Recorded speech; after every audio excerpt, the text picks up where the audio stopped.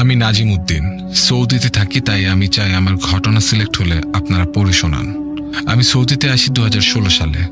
তারপর অনেকদিন বেকার থাকার পর একটা হাসপাতালে চাকরি পাই। আমার পজিশন ছিল অ্যাসিস্ট্যান্ট সুপারভাইজার। আমি সাধারণত 3rd and 4th ফ্লোরে দেখাশোনা করতাম। 5th ফ্লোরে ছাদ, সবসময় ঘোরাফেরা দেখাশোনা করার কারণে প্রায় মাসখানেকের ভেতরে সবার সাথে মোটামুটি ভালোই সম্পর্ক হয়ে যায়। সৌদি আরবের এই হসপিটালগুলোতে বেশিরভাগই ফিলিপিন্সের কর্মীরা কাজ করে। আমাদের হসপিটালের প্রায় সব নার্সই ফিলিপাইন্সের, প্রায় 115-20 জন নার্স। প্রথম মাসে আমার ডিউটি ছিল দিনে, কিন্তু দ্বিতীয় মাসে আমার ডিউটি পড়ে রাতে, মানে রাত 8টা থেকে 4টা। আমি প্রায় 2-3 ঘন্টা পর পর সিগারেট খাওয়ার জন্য ছাদে যেতাম। অনেকেই স্মোকিং করার জন্য যেত, ওয়ার্কার, নার্স। প্রথম দিন আমি বেশ ভালোভাবেই ডিউটি করি। দ্বিতীয় দিন আমি রাত 12টায় যখন ছাদে সিগারেট খেতে গেলাম, আমি দেখতে পেলাম ছাদের এক পাশে একটা মেয়ে বসে আছে। দেখে মনে হচ্ছিল নার্স। আমি ভাবলাম হয়তো সিগারেট খাওয়ার জন্য এসেছে। দ্বিতীয়বার আমি যখন আবার 2:30টার দিকে গেলাম, দেখলাম সে একই জায়গায় বসে আছে। পরদিন আমি আবার সেই মেয়েকে দেখতে পেলাম একই জায়গায় বসে আছে। এভাবে 12টা থেকে 3টা আমি 2-3 বার ছাদে যাই আর ওই মেয়েকে একই জায়গায় বসে থাকতে দেখি। এভাবে প্রায় 1 সপ্তাহ কন্টিনিউয়াসলি মেয়েটাকে দেখতে থাকে। একদিন আমি রাত 2টায় ছাদে যাই সিগারেট খাওয়ার জন্য, কিন্তু আমার কাছে লাইটার ছিল না। আমি ভাবলাম ওই মেয়েকে গিয়ে বলবো, আবার ভাবলাম যদি মাইন্ড করে, যা করলে করুক। আমি তার পেছন গিয়ে বললাম, ইউ হ্যাভ লাইটার? মেয়েটি কোনো উত্তর দিল না। আমি আবারও বললাম, excuse me, you have lighter? মেয়েটি কোনো উত্তর দিল না। আমি তৃতীয়বার বললাম, আর ইউ ওকে? এইবার মেয়েটা আমার দিকে ফিরে তাকায়। আমি দেখতে পেলাম খুব সুন্দর মলিন একটি চেহারার মেয়ে। মেয়েটি আমার দিকে একবার তাকিয়ে কিছু না বলে চলে গেল। আমি ভাবলাম মেয়েটির মনে হয় মাথায় সমস্যা আছে। আবার পরের রাতে আমি আবার সিগারেট খেতে যাই, আর আবারও দেখি মেয়েটা সেই জায়গায় বসে আছে। আমি এবার একটা সিগারেট ধরিয়ে মেয়েটার পাশে গিয়ে দাঁড়ালাম। মেয়েটি হঠাৎ করে বলে উঠল, আই ডোন্ট লাইক স্মোকিং। আমি একটু সময়ের জন্য স্তম্ভিত হয়ে গেলাম। মেয়েটি আবার বলল, আই ডোন্ট লাইক স্মোকিং। তারপর মেয়েটা চলে গেল। আমি ওই দিন সিগারেট খেতে ছাদে যাইনি। পরদিন অভ্যাসবশত আবার রাত 3টায় ছাদে সিগারেট খেতে গেলাম। মেয়েটি সেখানে বসা ছিল। আজ আমি আর সিগারেট ধরালাম না। আমি মেয়েটাকে জিজ্ঞেস করলাম, হাউ আর ইউ? সে বলল, ফাইন। তারপর আমি তার সাথে কথা বলতে চেষ্টা করি, কিন্তু মেয়েটি মনে হয় আমার সাথে কথা বলতে ইন্টারেস্টেড না। জানতে পারি তার নাম জেসা। তারপর আমার একটা কল আসে, আমি নিচে চলে যাই। পরদিন আমি আবার তার সাথে কথা বলি। এভাবে প্রায় 10-15 দিন যায়। আমি তার সাথে কথা বলার জন্য রাতে 2 থেকে 3 বার চলে যেতাম। এর মধ্যে আমাদের খুব ভালো বন্ধুত্ব হয়ে যায়। কিন্তু আমি একটা জিনিস লক্ষ্য করতাম যে সে যদি সবসময় ছাদে থাকে, তাহলে তার ডিউটি কোন সময় করে। আমি তাকে এই বিষয় জিজ্ঞেস করলে সে কথা এড়িয়ে যায়। আরেকটা বিষয় হলো, আমি আর ও যখন কথা বলি তখন ছাদে আর কেউ থাকে না। একদিন একজন স্টাফ হঠাৎ করে ছাদে এসে সিগারেট খেতে। আমি তার সাথে কথা বলার জন্য একটু পাশে ফিরি। সে আমাকে জিজ্ঞেস করলো, কি করেন? আমি বললাম, আমি জেসার সাথে কথা বলছি। ছেলেটা বলল, কি বলেন? এখানে তো কেউ নেই। আমি পেছনে ফিরে দেখি আসলেও কেউ নেই। আমি ভাবলাম জেসা হয়তো নিচে চলে গেছে, কিন্তু যেতে হলে তো আমার সামনে দিয়ে যেতে হবে। আমি জিনিসটা হালকাভাবেই নিলাম। এভাবে আমার আর জেসার মধ্যে একটা ভালো রিলেশনশিপ হয়ে যায়। আমি এখন আর ছাদে সিগারেট খেতে চাই না। আমি জেসার সাথে কথা বলতে চাই। এর কিছুদিন পর HR অফিসে আমাকে ডাকা হয় এবং আমাকে তারা ক্যামেরা দেখিয়ে বলে, আপনি এতক্ষণ ছাদে কি করেন? আমি তাদের বলি স্মোকিং এটসেট্রা। ক্যামেরাটা ছাদের দরজার পাশে ছিল। আমি ক্যামেরার রেকর্ডটা চেক করি রাত 2টা থেকে 3টা পর্যন্ত, কিন্তু আমি ক্যামেরাতে জেসাকে ওপরে উঠতে বা নামতে সিঁড়িতে দেখতে পাইনি। আমি কিছুটা চিন্তিত হয়ে গেলাম। তারপর আমি অন্যান্য দিনের ক্যামেরা চেক করি, কিন্তু আমি জেসাকে খুঁজে পাই না। তার পরদিন থেকে আমার ডিউটি 3-এ সিলেক্ট হয়। আমার মন খুব খারাপ হয়ে যায়। কিভাবে যে জেসার সাথে কথা বলবো। তার পরদিন আমি সকালে সব ফ্লোরে জেসাকে খুঁজি, কিন্তু পাই না। আমি স্টাফের রেকর্ড চেক করি, কিন্তু জেসাকে পাই না। আমি আমি ভাবলাম রাতে হয়তো ডিউটি করে, আমি অফ ডিউটিতে রাতে চলে আসি একবার কথা বলার জন্য জেসার সাথে। কিন্তু ছাদে গিয়ে আমি জেসাকে খুঁজে পাই না। আমি রাত 4টা পর্যন্ত অপেক্ষা করি, কিন্তু জেসা আসেনি। আমি তার দেওয়া নাম্বারে কল দিলাম, কিন্তু আশ্চর্য ব্যাপার হলো নাম্বারটি আনরেজিস্টার্ড ছিল। আমি পাগলের মতো হয়ে যাই। জেসাকে পুরো হসপিটাল খুঁজি কিন্তু পাই না। আমি একজন পুরান স্টাফকে নাম বলতে সে আমাকে জিজ্ঞেস করে দেখতে কেমন। আমি তার চেহারার বর্ণনা দিই, আর ওই স্টাফ আমার দিকে বড় বড় চোখ করে তাকিয়ে থাকে। আমি জিজ্ঞেস করলাম কি হয়েছে, সে কিছু না বলে চলে গেল। আমি বুঝলাম কোনো একটা সমস্যা আছে। আমি দিন দিন জেসার জন্য পাগল হয়ে যাচ্ছিলাম। কাজে মন বসছে না, শুধু ছাদে গিয়ে বসে থাকতাম। আমাকে অফিস থেকে ওয়ার্নিং দেওয়া হয়েছে, এভাবে করলে চাকরি বাঁচানো মুশকিল হয়ে যাবে। আমি কোনো দিক না ভেবে অফিসের একজন ইন্ডিয়ান ছেলেকে কিছু টাকা দিয়ে বললাম যে জেসা নামের কেউ কি এই হসপিটালে কাজ করে কিনা চেক করতে। সে কম্পিউটারে সবকিছু খুঁজে এসে বলল বর্তমানে জেসা নামের কেউ নেই, তবে 1 বছর আগে কোনো এক জেসা নামের মেয়ে এখানে কাজ করত, কিন্তু হঠাৎ তার ফাইল ক্লোজড হয়ে যায়। কিন্তু ঠিক কী কারণে তা বলা নেই। আমি মনে মনে ভাবলাম তাহলে আমি যার সাথে এতদিন কথা বলে আসছি সে কে। আমি হসপিটালের পুরনো সিকিউরিটি গার্ডকে জিজ্ঞেস করলাম এরকম কোনো মেয়েকে সে আসতে দেখেছে কিনা। সে বলল না। আমি তাকে ভালো মতো চেহারার বর্ণনা দিলাম, নাম বললাম।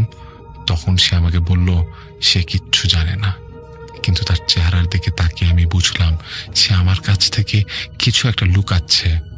আমি তাকে অনেক জোর করলাম, কিছু টাকা দিলাম। তারপর সে বলল আজ থেকে 1 বছর আগে এখানে এইরকমই একটা মেয়ে কাজ করত।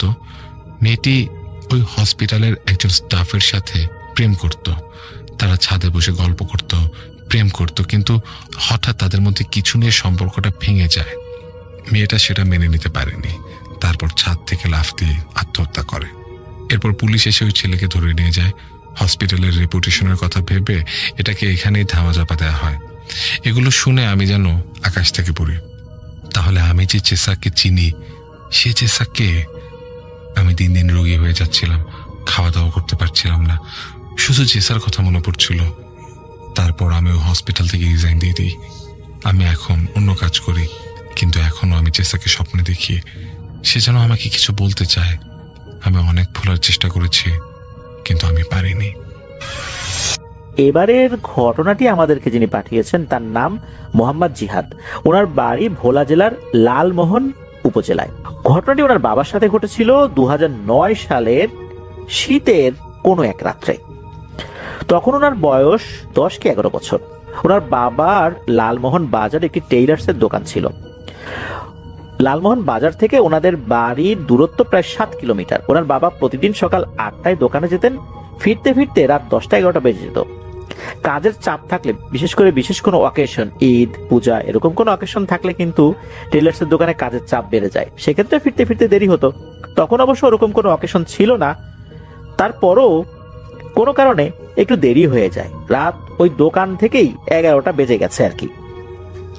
তো ওনার মনে পড়ে যে বাড়িতে তো মাছ নাই, মাছ কিনে নিয়ে যেতে হবে। এখন রাতও তো অনেক হয়ে গেছে, শীতকালে তো লোকজন এমনিতেও বাজারে কমই থাকে। উনি যে সাইকেলটা চালিয়ে আসা যাওয়া করতেন ওটা রাখার জন্য একটা গ্যারেজ ছিল, ওই গ্যারেজের সাথেই ছিল মাছ বাজার। তো উনি ওই সময়ে যখন মাছ বাজারে গিয়েছেন দেখা গেল মাছ বাজারে অল্প কিছু লোকজন বসে আছে, এর মধ্যে একজন লোক 4টি মাঝারি সাইজের পাঙাশ মাছ নিয়ে বসে আছে। এখন শেষ সময় 4টা মাত্র পাঙাশ মাছ অল্প দামেই উনি কিনে ফেললেন, যদিও বা 4টা পাঙাশ মাছ কেনার প্রয়োজন ওনার ছিল না। আর শেষ সময় তার কাছে ছিলই মাঝারি সাইজের 5টা পাঙাশ মাছ, সেও অনেক অল্প দামে দিয়ে দিচ্ছিল, মাছগুলো ভালো ছিল। এই জন্য উনি 4টা পাঙাশ মাছ কিনেন, কিনে বাজারের ব্যাগের মধ্যে ভরেছেন। যেহেতু 4টা পাঙাশ মাছ, এটা সামনের হ্যান্ডেলের সাথে রাখলে অবশ্য একটু অসুবিধাই হয়ে যায় হ্যান্ডেল ডানে বায়ে নাড়াচাড়া করতে। সাইকেলের পেছনে একটা ক্যারিয়ার ছিল যেখানে ভারী কিছু রাখা যায়, অর্থাৎ কেউ চাইলে কিছু রাখতে পারে, কেউ চাইলে বসতে পারে, এরকম একটা জায়গা আর কি, যেটা থাকে আর কি বাইসাইকেলের পেছনে। তো উনি ওই বাজারের ব্যাগটা পেছনের ওই সিটে খুব সুন্দর করে বেঁধে নিলেন, এরপর সাইকেল চালানো শুরু করলেন। তো লালমোহন বাজার থেকে প্রায় 3 কি 3.5 কিলোমিটার পথ উনি চলে আসছেন। ওখানে তো একটা দোকান ছিল, তো ওই জায়গাটার নাম হচ্ছে মিনার বাজার। ওই বাজারের সাথে একটা মাদ্রাসাও আছে, মসজিদও রয়েছে, তার সাথে একটা পুকুর আছে। এটা অবশ্য মেইন রোডের পাশেই। লালমোহন বাজার থেকে আসার সময় আগে পরে মসজিদ, তারপরে পরে মাদ্রাসা, তারপর পুকুর। যখনই ওনার বাবা মসজিদ মাদ্রাসা অতিক্রম করেছেন আর ওই পুকুরের কাছে চলে এসেছেন, তখন ওর বাবা অনুভব করেন তার সাইকেলটা খুব ভারী হয়ে গেছে। চিন্তা করলেন কি ব্যাপার, সাইকেল ভারী হয়ে গেল কেন, কোনো সমস্যা হলো কিনা।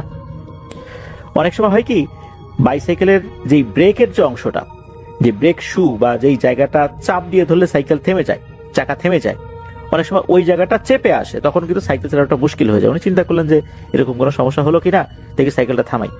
সাইকেল থামানোর পরে দেখলেন যে না, সব ঠিকঠাকই তো আছে, সমস্যা নাই।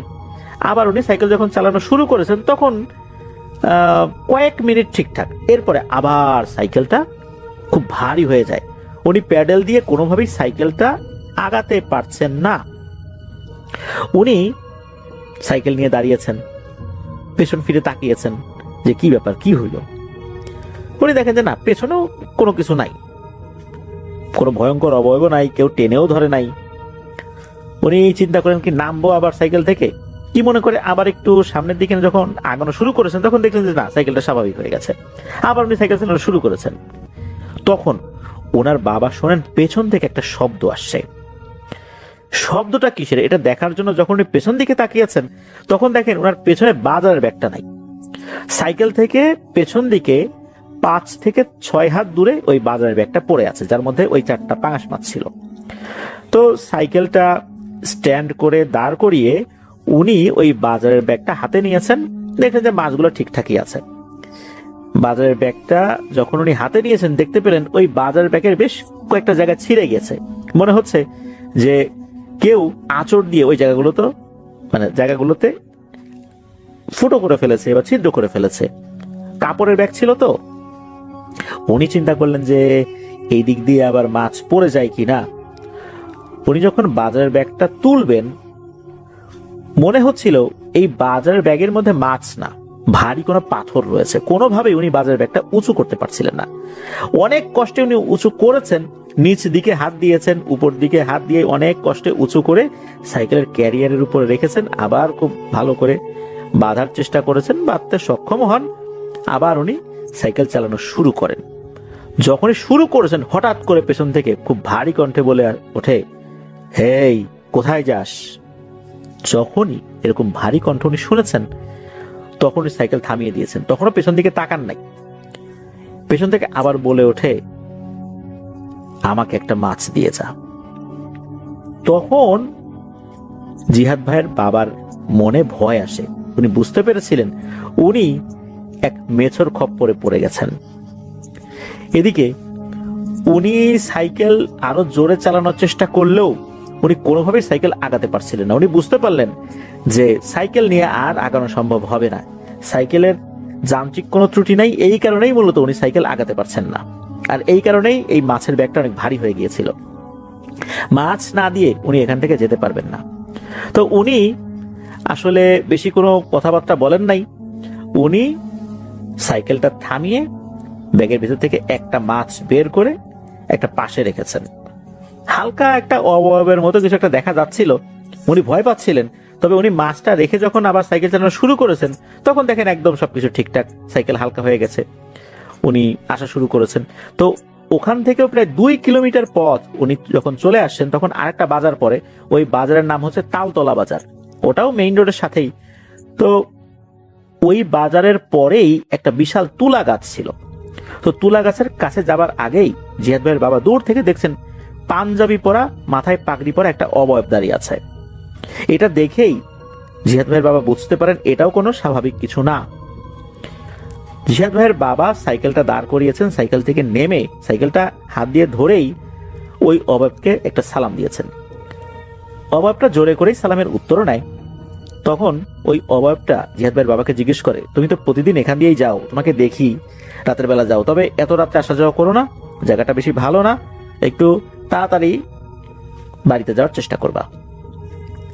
ওই অবয়বটা কিন্তু জিহাদ ভাইয়ের বাবার কাছে কিছুই চায় নাই, তবে জিহাদ ভাইয়ের বাবা যে কাজটি করেছিলেন সেটা হচ্ছে যে ওই মাছের ব্যাগ থেকে একটি মাছ বের করে ওনার কাছাকাছি রেখে দেন, তারপর আবার সালাম দিয়ে চলে যান।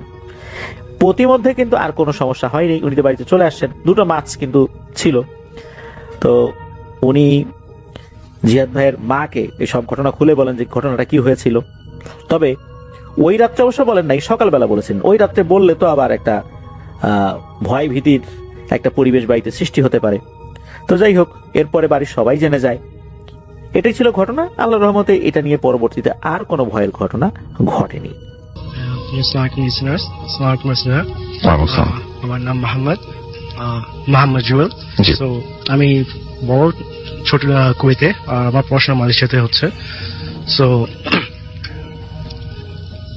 তো তো আমার সাথে রিসেন্টলি যেটা ঘটেছে সেটা হচ্ছে ব্যাক ইন 2016। তো সেপ্টেম্বরের টাইম, তখন আমাদের হচ্ছে সেমিস্টার ব্রেক চলে। তো আমার যে হাউসমেট দুজন, তো ওরা ছুটিতে চলে যায়। তো একজন চলে যায় সৌদি আরব ওর ভিসার প্রবলেমের কারণে, আর আরেকজন পাকিস্তান চলে যায়। তো আমি বাসায় একা তখন। তো একদিন হঠাৎ আমার ফ্রেন্ড বলতেছে দেন আমি তোমার বাসায় থাকবো তোমার সাথে, তো প্রবলেম আছে? আমি বললাম না, প্রবলেম নেই, তুমি থাকতে পারো। সো ও আমার সাথে রাতে হলো আমার বাসায়। তো আমরা মুভি দেখতেছিলাম। তো প্রায় রাত বাজে 3টা। তো আমাকে বলতেছেন তুমি ঘুমাবো? তো আমি বলছি না, আমি এখন ঘুমাবো না, তো আর পরে ঘুমাবো, হতে পারে ফজরের পরে। তুমি যদি ঘুমাতে চাও তুমি রাশাদের রুম ইউজ করতে পারো, আমি আমার রুমে পরে ঘুমাবো। তো স্বাভাবিক ও নিজের আর আমার ফ্রেন্ডের রুম যে রাশাদ, ওর রুমে চলে যায়।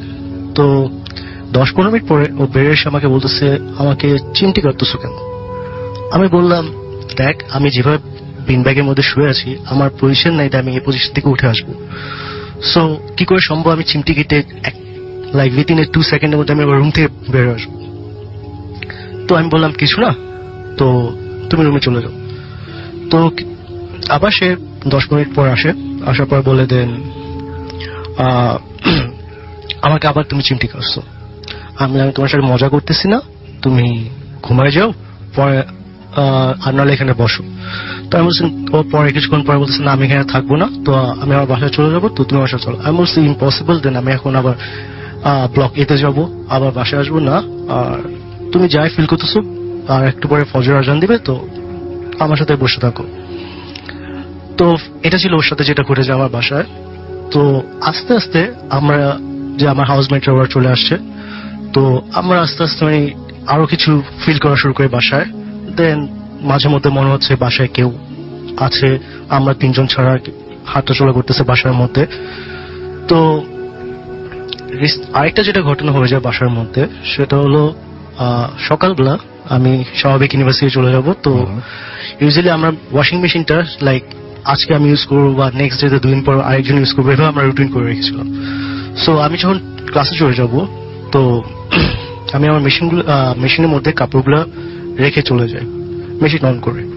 আমি বাসায় ইউনিভার্সিটি ক্লাস শেষ করে প্রায় 8টা-9টা বাজে আসবো বাসায়। তো আসার পরে দেখি আমার কাপড়গুলা মানে ফ্লোরের মধ্যে পড়া, মেশিনের মধ্যে না, মেশিনে আমার ফ্রেন্ডের কাপড়।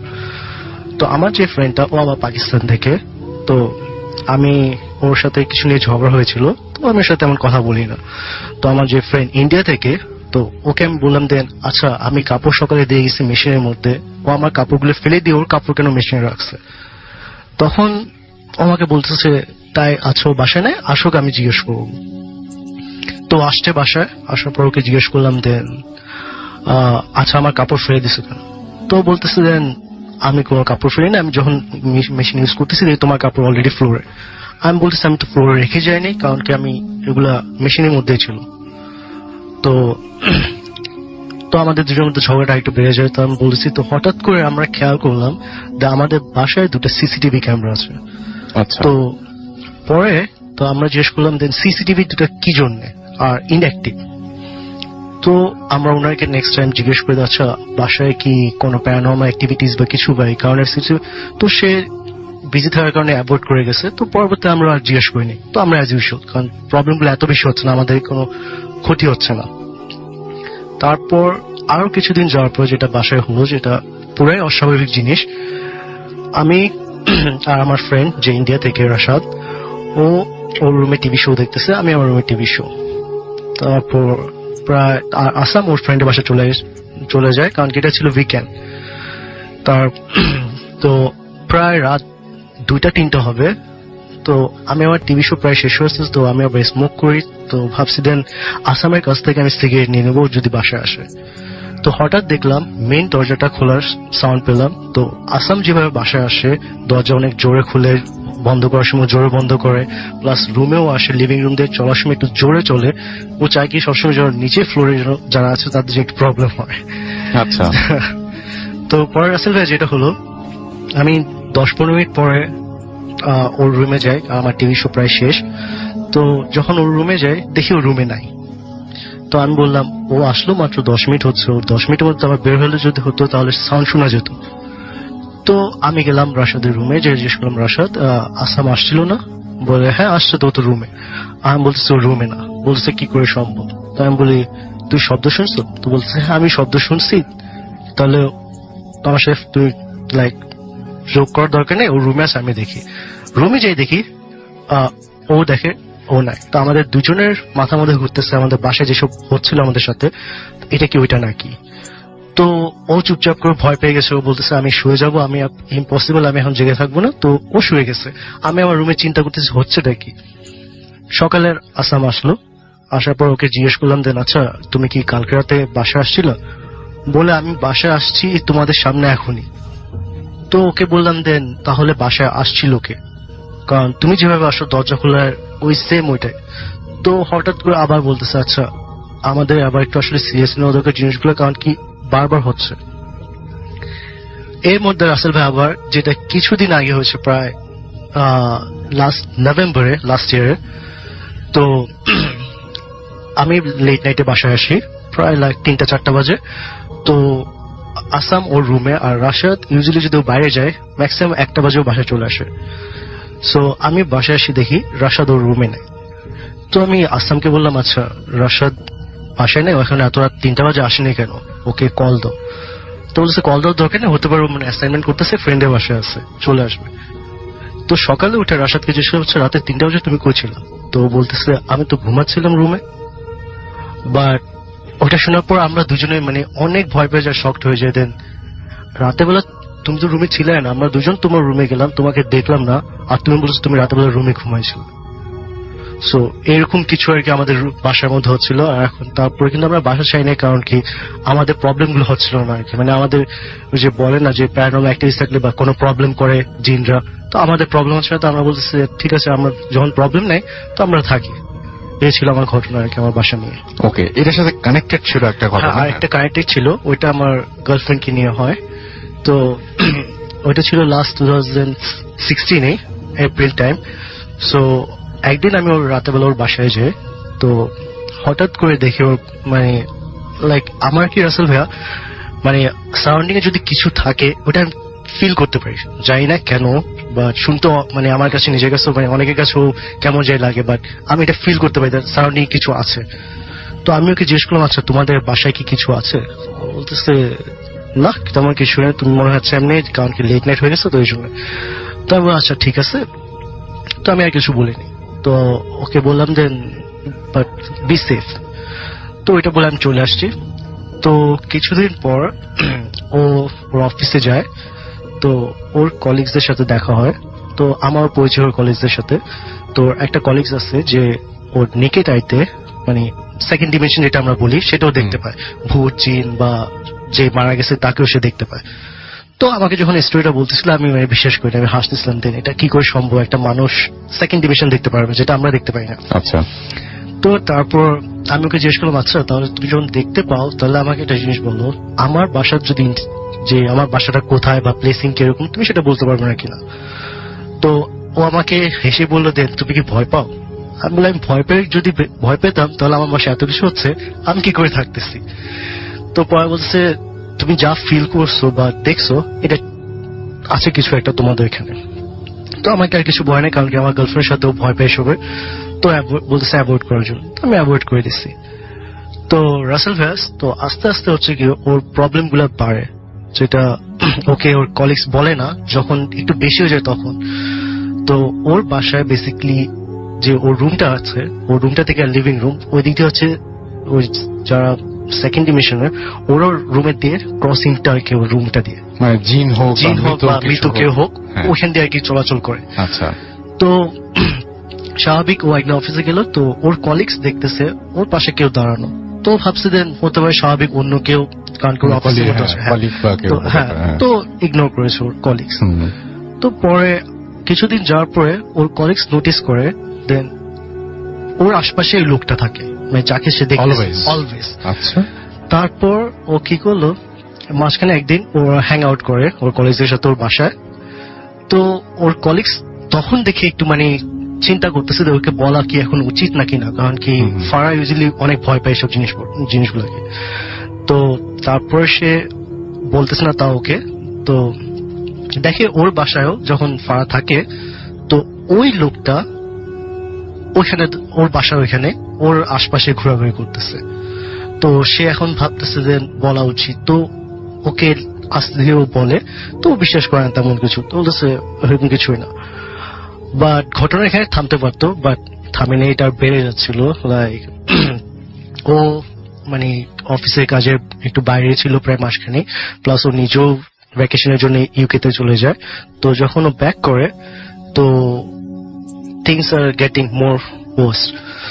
তো দেখা যাচ্ছিল দেন এখন কারণ কেউ ছিল না, তো যার কারণে ও ওকে খুঁজে পাচ্ছিল না। যখন ও ব্যাক করছে তো ওর আশপাশে এখন আগে যে একটু ডিস্টেন্স রাখতো ওর সাথে, এখন ওর কলেজ দেখতেছে ওর ডিস্টেন্স আর রাখতেছে না, ওর পাশে দাঁড়িয়ে থাকে সবসময়। তো ওর কলেজ ওকে বলে, তো বলার পরে ও বলতেছে আচ্ছা ঠিক আছে আমি মমের সাথে শেয়ার করবো। তো ওর মমের সাথেও শেয়ার করে, তো ওর মম ওকে বলে দেন হতে পারে তোমার আমাদের এনসেস্টার যারা তারা তো আমাদের ফ্যামিলিতে কিছু রেখে গেছে, হতে পারে প্রোটেকশনের জন্য, তো হতে পারে ওরা কেউ হবে। তো ওর মম আর ইয়া করেনি। তো এরপর যা হলো, ও হঠাৎ তো ওর কলিগসটা হ্যাং আউট করবো ওর বাসায়, সেদিন রাতে থাকবে। তো ওরা স্বাভাবিক বাইরে যায় গ্রোসারিজ নেওয়ার জন্য। তো রাতে যখন আসে, যেটা সবচেয়ে আশ্চর্যজনক সেটা হলো ও যখন রুমে ঢুকে ওরা ফিল করতেছে দেন মানে একটা স্ট্রং ফিলিং আসতেছে যে কিছু আছে বাসার মধ্যে, যেটা আগে ওর ফিল করেনি যখন বাসায় ঢুকছে। তো ওর কলিগ যা দেখলো মানে ওই যে ওর মানে সারাক্ষণ পিছে করে, তো সে মানে একটু রেগে আছে মনে হয়, এরকম টাইপের লাগতেছে। তো যখন ওর রুমে যায় দেখে ওর বাথরুমের সিলিং ভেঙে পড়ে আছে, আচ্ছা বাসার মধ্যে এসব হচ্ছে। তো এর মধ্যে তো ও আর থাকতে চায় না। তো কলিগস বলে তুমি এখানে থেকো না, it's not safe for you anymore, তুমি আমার সাথে চলো, আমার বাসায় থাকবা। তো ওর বাসায় থাকছে, আর তখন বলতেছে দেন তুমি হয়তো এটা তোমার আম্মুর সাথে শেয়ার করো বা আমার ফ্যামিলি কারোর সাথে, কারণ কি আমার ফ্যামিলি ওরাও দেখতে পারে, তো ওরা কিছু একটা করবে, মোস্টলি তুমি তোমার মমের সাথে কন্ট্যাক্ট করো। তো ওর মমকে কন্ট্যাক্ট করে, তো ওর আবার তো ও বাসা ছেড়ে দাও, ভাই ভাবির সাথে আর থাকে না, ওর বোনের বাসায় চলে আসে। তো বোনের বাসায় চলে আসে, তো ভাবছে দেন যখন আমি ওর বোনের বাসায়, তো এটা তেমন হবে না। তো এর পরের উইকে যা হয়, তো ওর বোনের বাসায় যখন ও ছিল, এরপর অফিসে যখন যাচ্ছে, তো সন্ধ্যায় ও কথা বলতেছিল কলিগের সাথে অফিস শেষ করার পরে। তো ওর কলিগ দেখতেছে ওর পাশে একদম দাঁড়ানো, সে একদম মানে কাছাকাছি বলতে গ্যাপ নাই তেমন। ও ভয় পেয়ে গেছে, ওকে বলে দেয়। তো নেক্সট ডেতে ওর হোম টাউনে চলে যায়।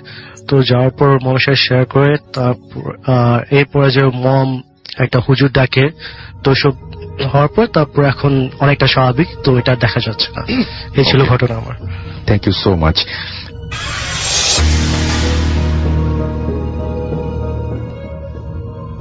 ধন্যবাদ রাসেল ভাই আমাকে ঘটনা বলার সুযোগ দেওয়ার জন্য। আমার নাম হচ্ছে রিপন, আমি এসেছি লালমিহাট থেকে। রাসেল ভাই, এখন যে ঘটনাটা আমি আপনাকে শেয়ার করব, এই ঘটনাটা আমাকে পাঠিয়েছেন হচ্ছে, তার নাম হচ্ছে আরিফ। আর আরিফের বাড়ি হচ্ছে পাবনা জেলার চাটমোহর উপজেলার মূল গ্রাম এলাকায়। আরিফ ভাই দীর্ঘ 8 বছর সৌদি আরবের আবাহা শহরের একটি বড় সরকারি হাসপাতালে ক্লিনিং সুপারভাইজার হিসেবে কর্মরত ছিলেন।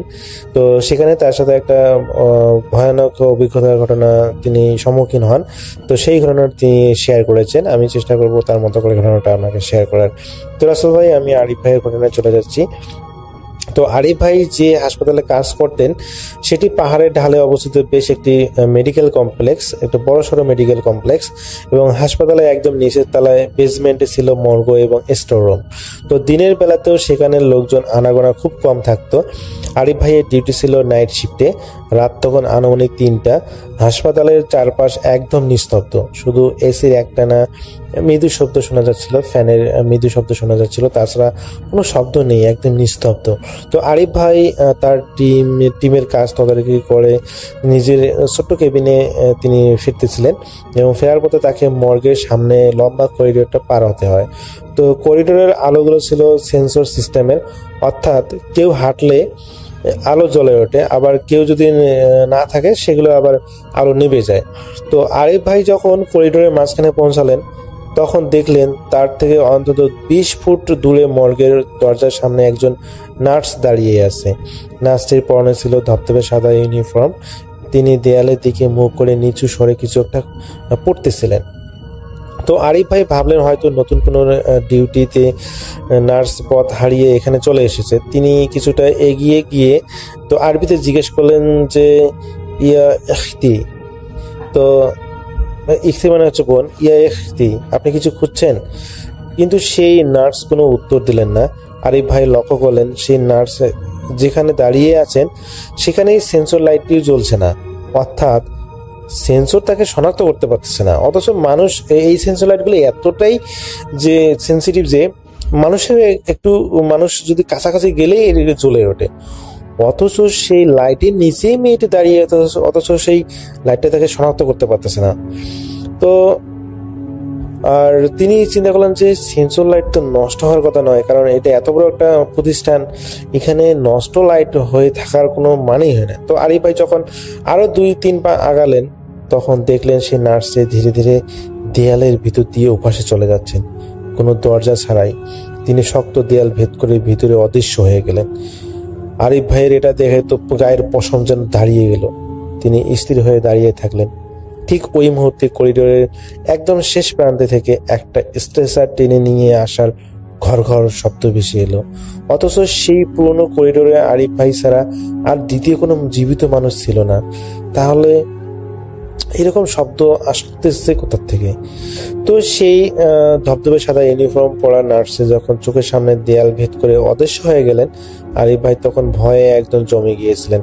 কিন্তু তার আতঙ্ক আরো বেড়ে গেল যখন তিনি করিডোরের শেষ মাথায় সেই স্ট্রেচার টেনে আনার শব্দ শুনতে পেলেন।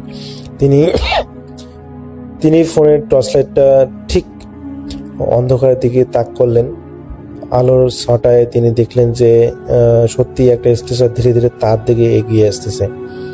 কিন্তু আশ্চর্যের বিষয় রাসেল ভাই, সেটি কেউ ঠেলছে না।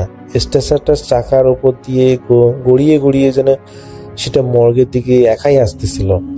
আরিফ ভাই করিডোরের দেয়াল ঘেঁষে দাঁড়িয়ে পড়লেন, এবং স্ট্রেচারটি যখন তাকে অতিক্রম করতেছিল তার সামনে দিয়ে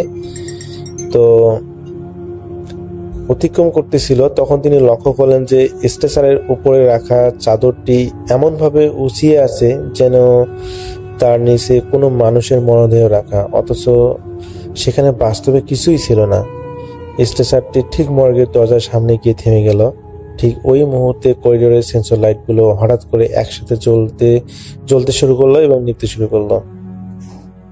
তো আরিফ ভাই লক্ষ্য করলেন যে মর্গের ভারী লোহার দরজার ওপাশ থেকে কেউ একজন খুব জোরে জোরে ধাক্কা দিচ্ছে। ধাক্কা ছুটে দরজাটা থরথর করে কাঁপতে লাগলো, এবং সৌদি আরবের সেই হাসপাতালের মর্গের দরজাগুলো অনেক ভারী। দরজাগুলো এত পরিমাণ ভারী যে বলার বাইরে, এবং সেগুলো অটোমেটিক লক সিস্টেমের, ভেতর থেকে কারো ধাক্কা দিয়ে খোলার কোনো সুযোগ নেই। তো আরিফ ভাই যখন সেখান থেকে দৌড়ে পালানোর কথা ভাবলেন, ঠিক তখন তার কানে এলো একটা অস্পষ্ট শব্দ। কেউ যেন খুব শীতল সুরে তার কানের কাছে ফিসফিস করে বলল, হাজাল মাকান লাইলা লাকা। এরকম একটা আরবি শব্দ তিনি শুনলেন, হাজাল মাকান লাইলা লাকা, এই জায়গাটি তোমার জন্য নয়। এটা বাংলা অর্থ হচ্ছে এটা। তো এইরকম একটা তিনি শব্দ শুনলেন। আরিফ ভাই আর এক মুহূর্তে অপেক্ষা না করে লিফটের দিকে দৌড় দিলেন। তিনি যখন লিফটের বাটন চাপতেছিলেন তখন তার মনে হলো পিছন থেকে কেউ একজন তার জামার পিছনে অংশ টেনে ধরে আছে। তিনি পিছনে ফিরে কাউকে দেখতে পেলেন না, কিন্তু দেখলেন তার ইউনিফর্মের উপরে জায়গাটা 5টা আঙ্গুলের একটা সাদাটে দাগ পড়ে আছে, যেন কেউ বরফ মাখা হাত দিয়ে সেটাকে ধরে রেখেছে। তো লিফটে ওঠার পর লিফটে উঠে উপরের তলায় আসার পর তার হার্টবিট এতটাই বেড়ে গিয়েছিল যে কিছুক্ষণের জন্য তিনি মনে হয় যে কথা বলার শক্তি হারিয়ে ফেলেছেন। তো লিফটে করে উপরের তলায় আসার পর আরিফ ভাই সরাসরি ডিউটি ডক্টরের রুমে গিয়ে ঢুকলেন। তার চেহারা ফ্যাকাশে হয়ে গিয়েছিল। সেখানে কর্মরত ছিলেন ডক্টর খালেদ, যিনি অনেক বছর ধরে এই হাসপাতালে আছেন। তো আরিফ ভাইয়ের অবস্থা থেকে তিনি এক গ্লাস পানি এগিয়ে দিলেন এবং শান্ত হতে বললেন। তো আরিফ ভাই যখন বেসমেন্টের সেই নার্স এবং একা একা চলতে থাকা স্ট্রেচারের কথা বললেন, ডক্টর খালেদ বেশ অবাক হলেন। তো প্রথমে অবাক হলেন, কিন্তু কিছুক্ষণ পর তিনি দেখা যায় যে নর্মাল। তো তিনি একটা দীর্ঘশ্বাস ফেলে জানালা দিয়ে বাইরে মরুভূমি অন্ধকারের দিকে তাকিয়ে রইলেন। তো ডক্টর খালেদ খুব নিচু স্বরে আরিফ ভাইকে উদ্দেশ্য করে বলেন যে, আরিফ, তুমি যা দেখেছো তা আসলে হাসপাতালে একটা পুরনো স্টাফেই দেখেছে, বিশেষ করে ওই সাদা ইউনিফর্ম পরা নার্সকে। তিনি আরো জানান যে আজ থেকে প্রায় 10 বছর আগে এই হাসপাতালে আসলে একজন নার্স ছিলেন, যিনি খুব নিষ্ঠার সাথে কাজ করতেন। তো এক রাতে জরুরি বিভাগে এক বড় সড়ক দুর্ঘটনার রোগী আসার খবর পেয়ে তিনি সিঁড়ি দিয়ে নামার সময় তাড়াহুড়া করে পড়ে যান এবং মাথায় গুরুতর আঘাত পান, এবং এই গুরুতর আঘাত পাওয়ার কারণে তিনি মারা যান। তো আশ্চর্যের বিষয় হলো যে মারা যাওয়ার আগে তার শেষ কথা ছিল, আমাকে স্টেশনে নিয়ে নিচে যেতে হবে, রোগী অপেক্ষা করছে। মানে এখানে সেই নার্সটি এতটাই দায়িত্বশীল ছিলেন যে তিনি নিজের জীবন পরোয়া না করে একটা যে রোগী নিচে এসেছেন সেই রোগীকে নেয়ার কথাটাই তিনি বলেছেন যে সেই রোগী অপেক্ষা করতেছে, আমাকে স্ট্রেচারটা নিয়ে যেতে হবে। তো ডাক্তার খালিদ কথাগুলো শেষ করার আগেই হঠাৎ হাসপাতালে পুরো ফ্লোর যেন বিদ্যুৎ চলে গেল, এবং জেনারেটর ব্যাকআপ আসতে সাধারণত কয়েক সেকেন্ড সময় লাগে, কিন্তু এই কয়েক সেকেন্ড সময় যেন আরিফ ভাইয়ের কাছে কয়েক ঘন্টার মতো মনে হলো। কারণ তিনি খালিদ ভাইয়ের কথা শুনে এবং সেই ঘটনাগুলো মনে করে এতটাই ভয় পেলেন যে বলার বাইরে। কিন্তু কিছুক্ষণ পরেই আসলে বিদ্যুৎ চলে এসেছে। তো পরবর্তীতে খালিদ ভাই বলেন যে, দেখো, তুমি আসলে ওই মর্গের ওই আশেপাশে বিশেষ করে রাত্রেবেলা যেও না। আসলে যারা ওই রাত্রেবেলা বিশেষ করে গভীর রাতে ওইদিকে যায় তাদের সাথে এই ধরনের ভৌতিক সমস্যাগুলো হয়। যদিও কোনো ক্ষতি তেমন আসলে শোনা যায়নি, কিন্তু সবাই আর কি ট্রমাটাইজে ভোগেন বিশেষ করে এই ঘটনার পর।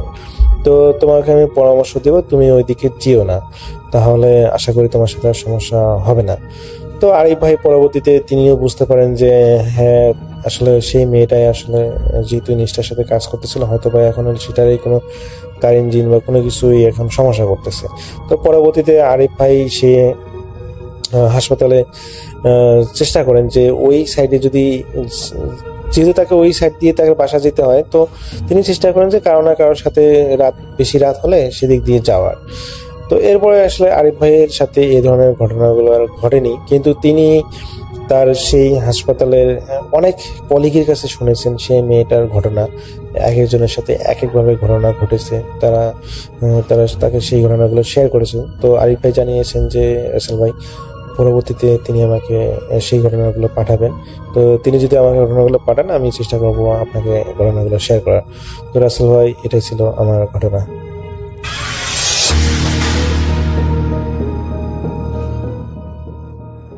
আসসালামু আলাইকুম। আপনাদের সবাইকে সাদর আমন্ত্রণ জানাচ্ছি। আমি আহমেদ বাবু। কেমন আছেন আপনারা? আশা করি সবাই ভালো আছেন। আমি আল্লাহর মতে ভালো আছি, আলহামদুলিল্লাহ। তো চলে এলাম আজ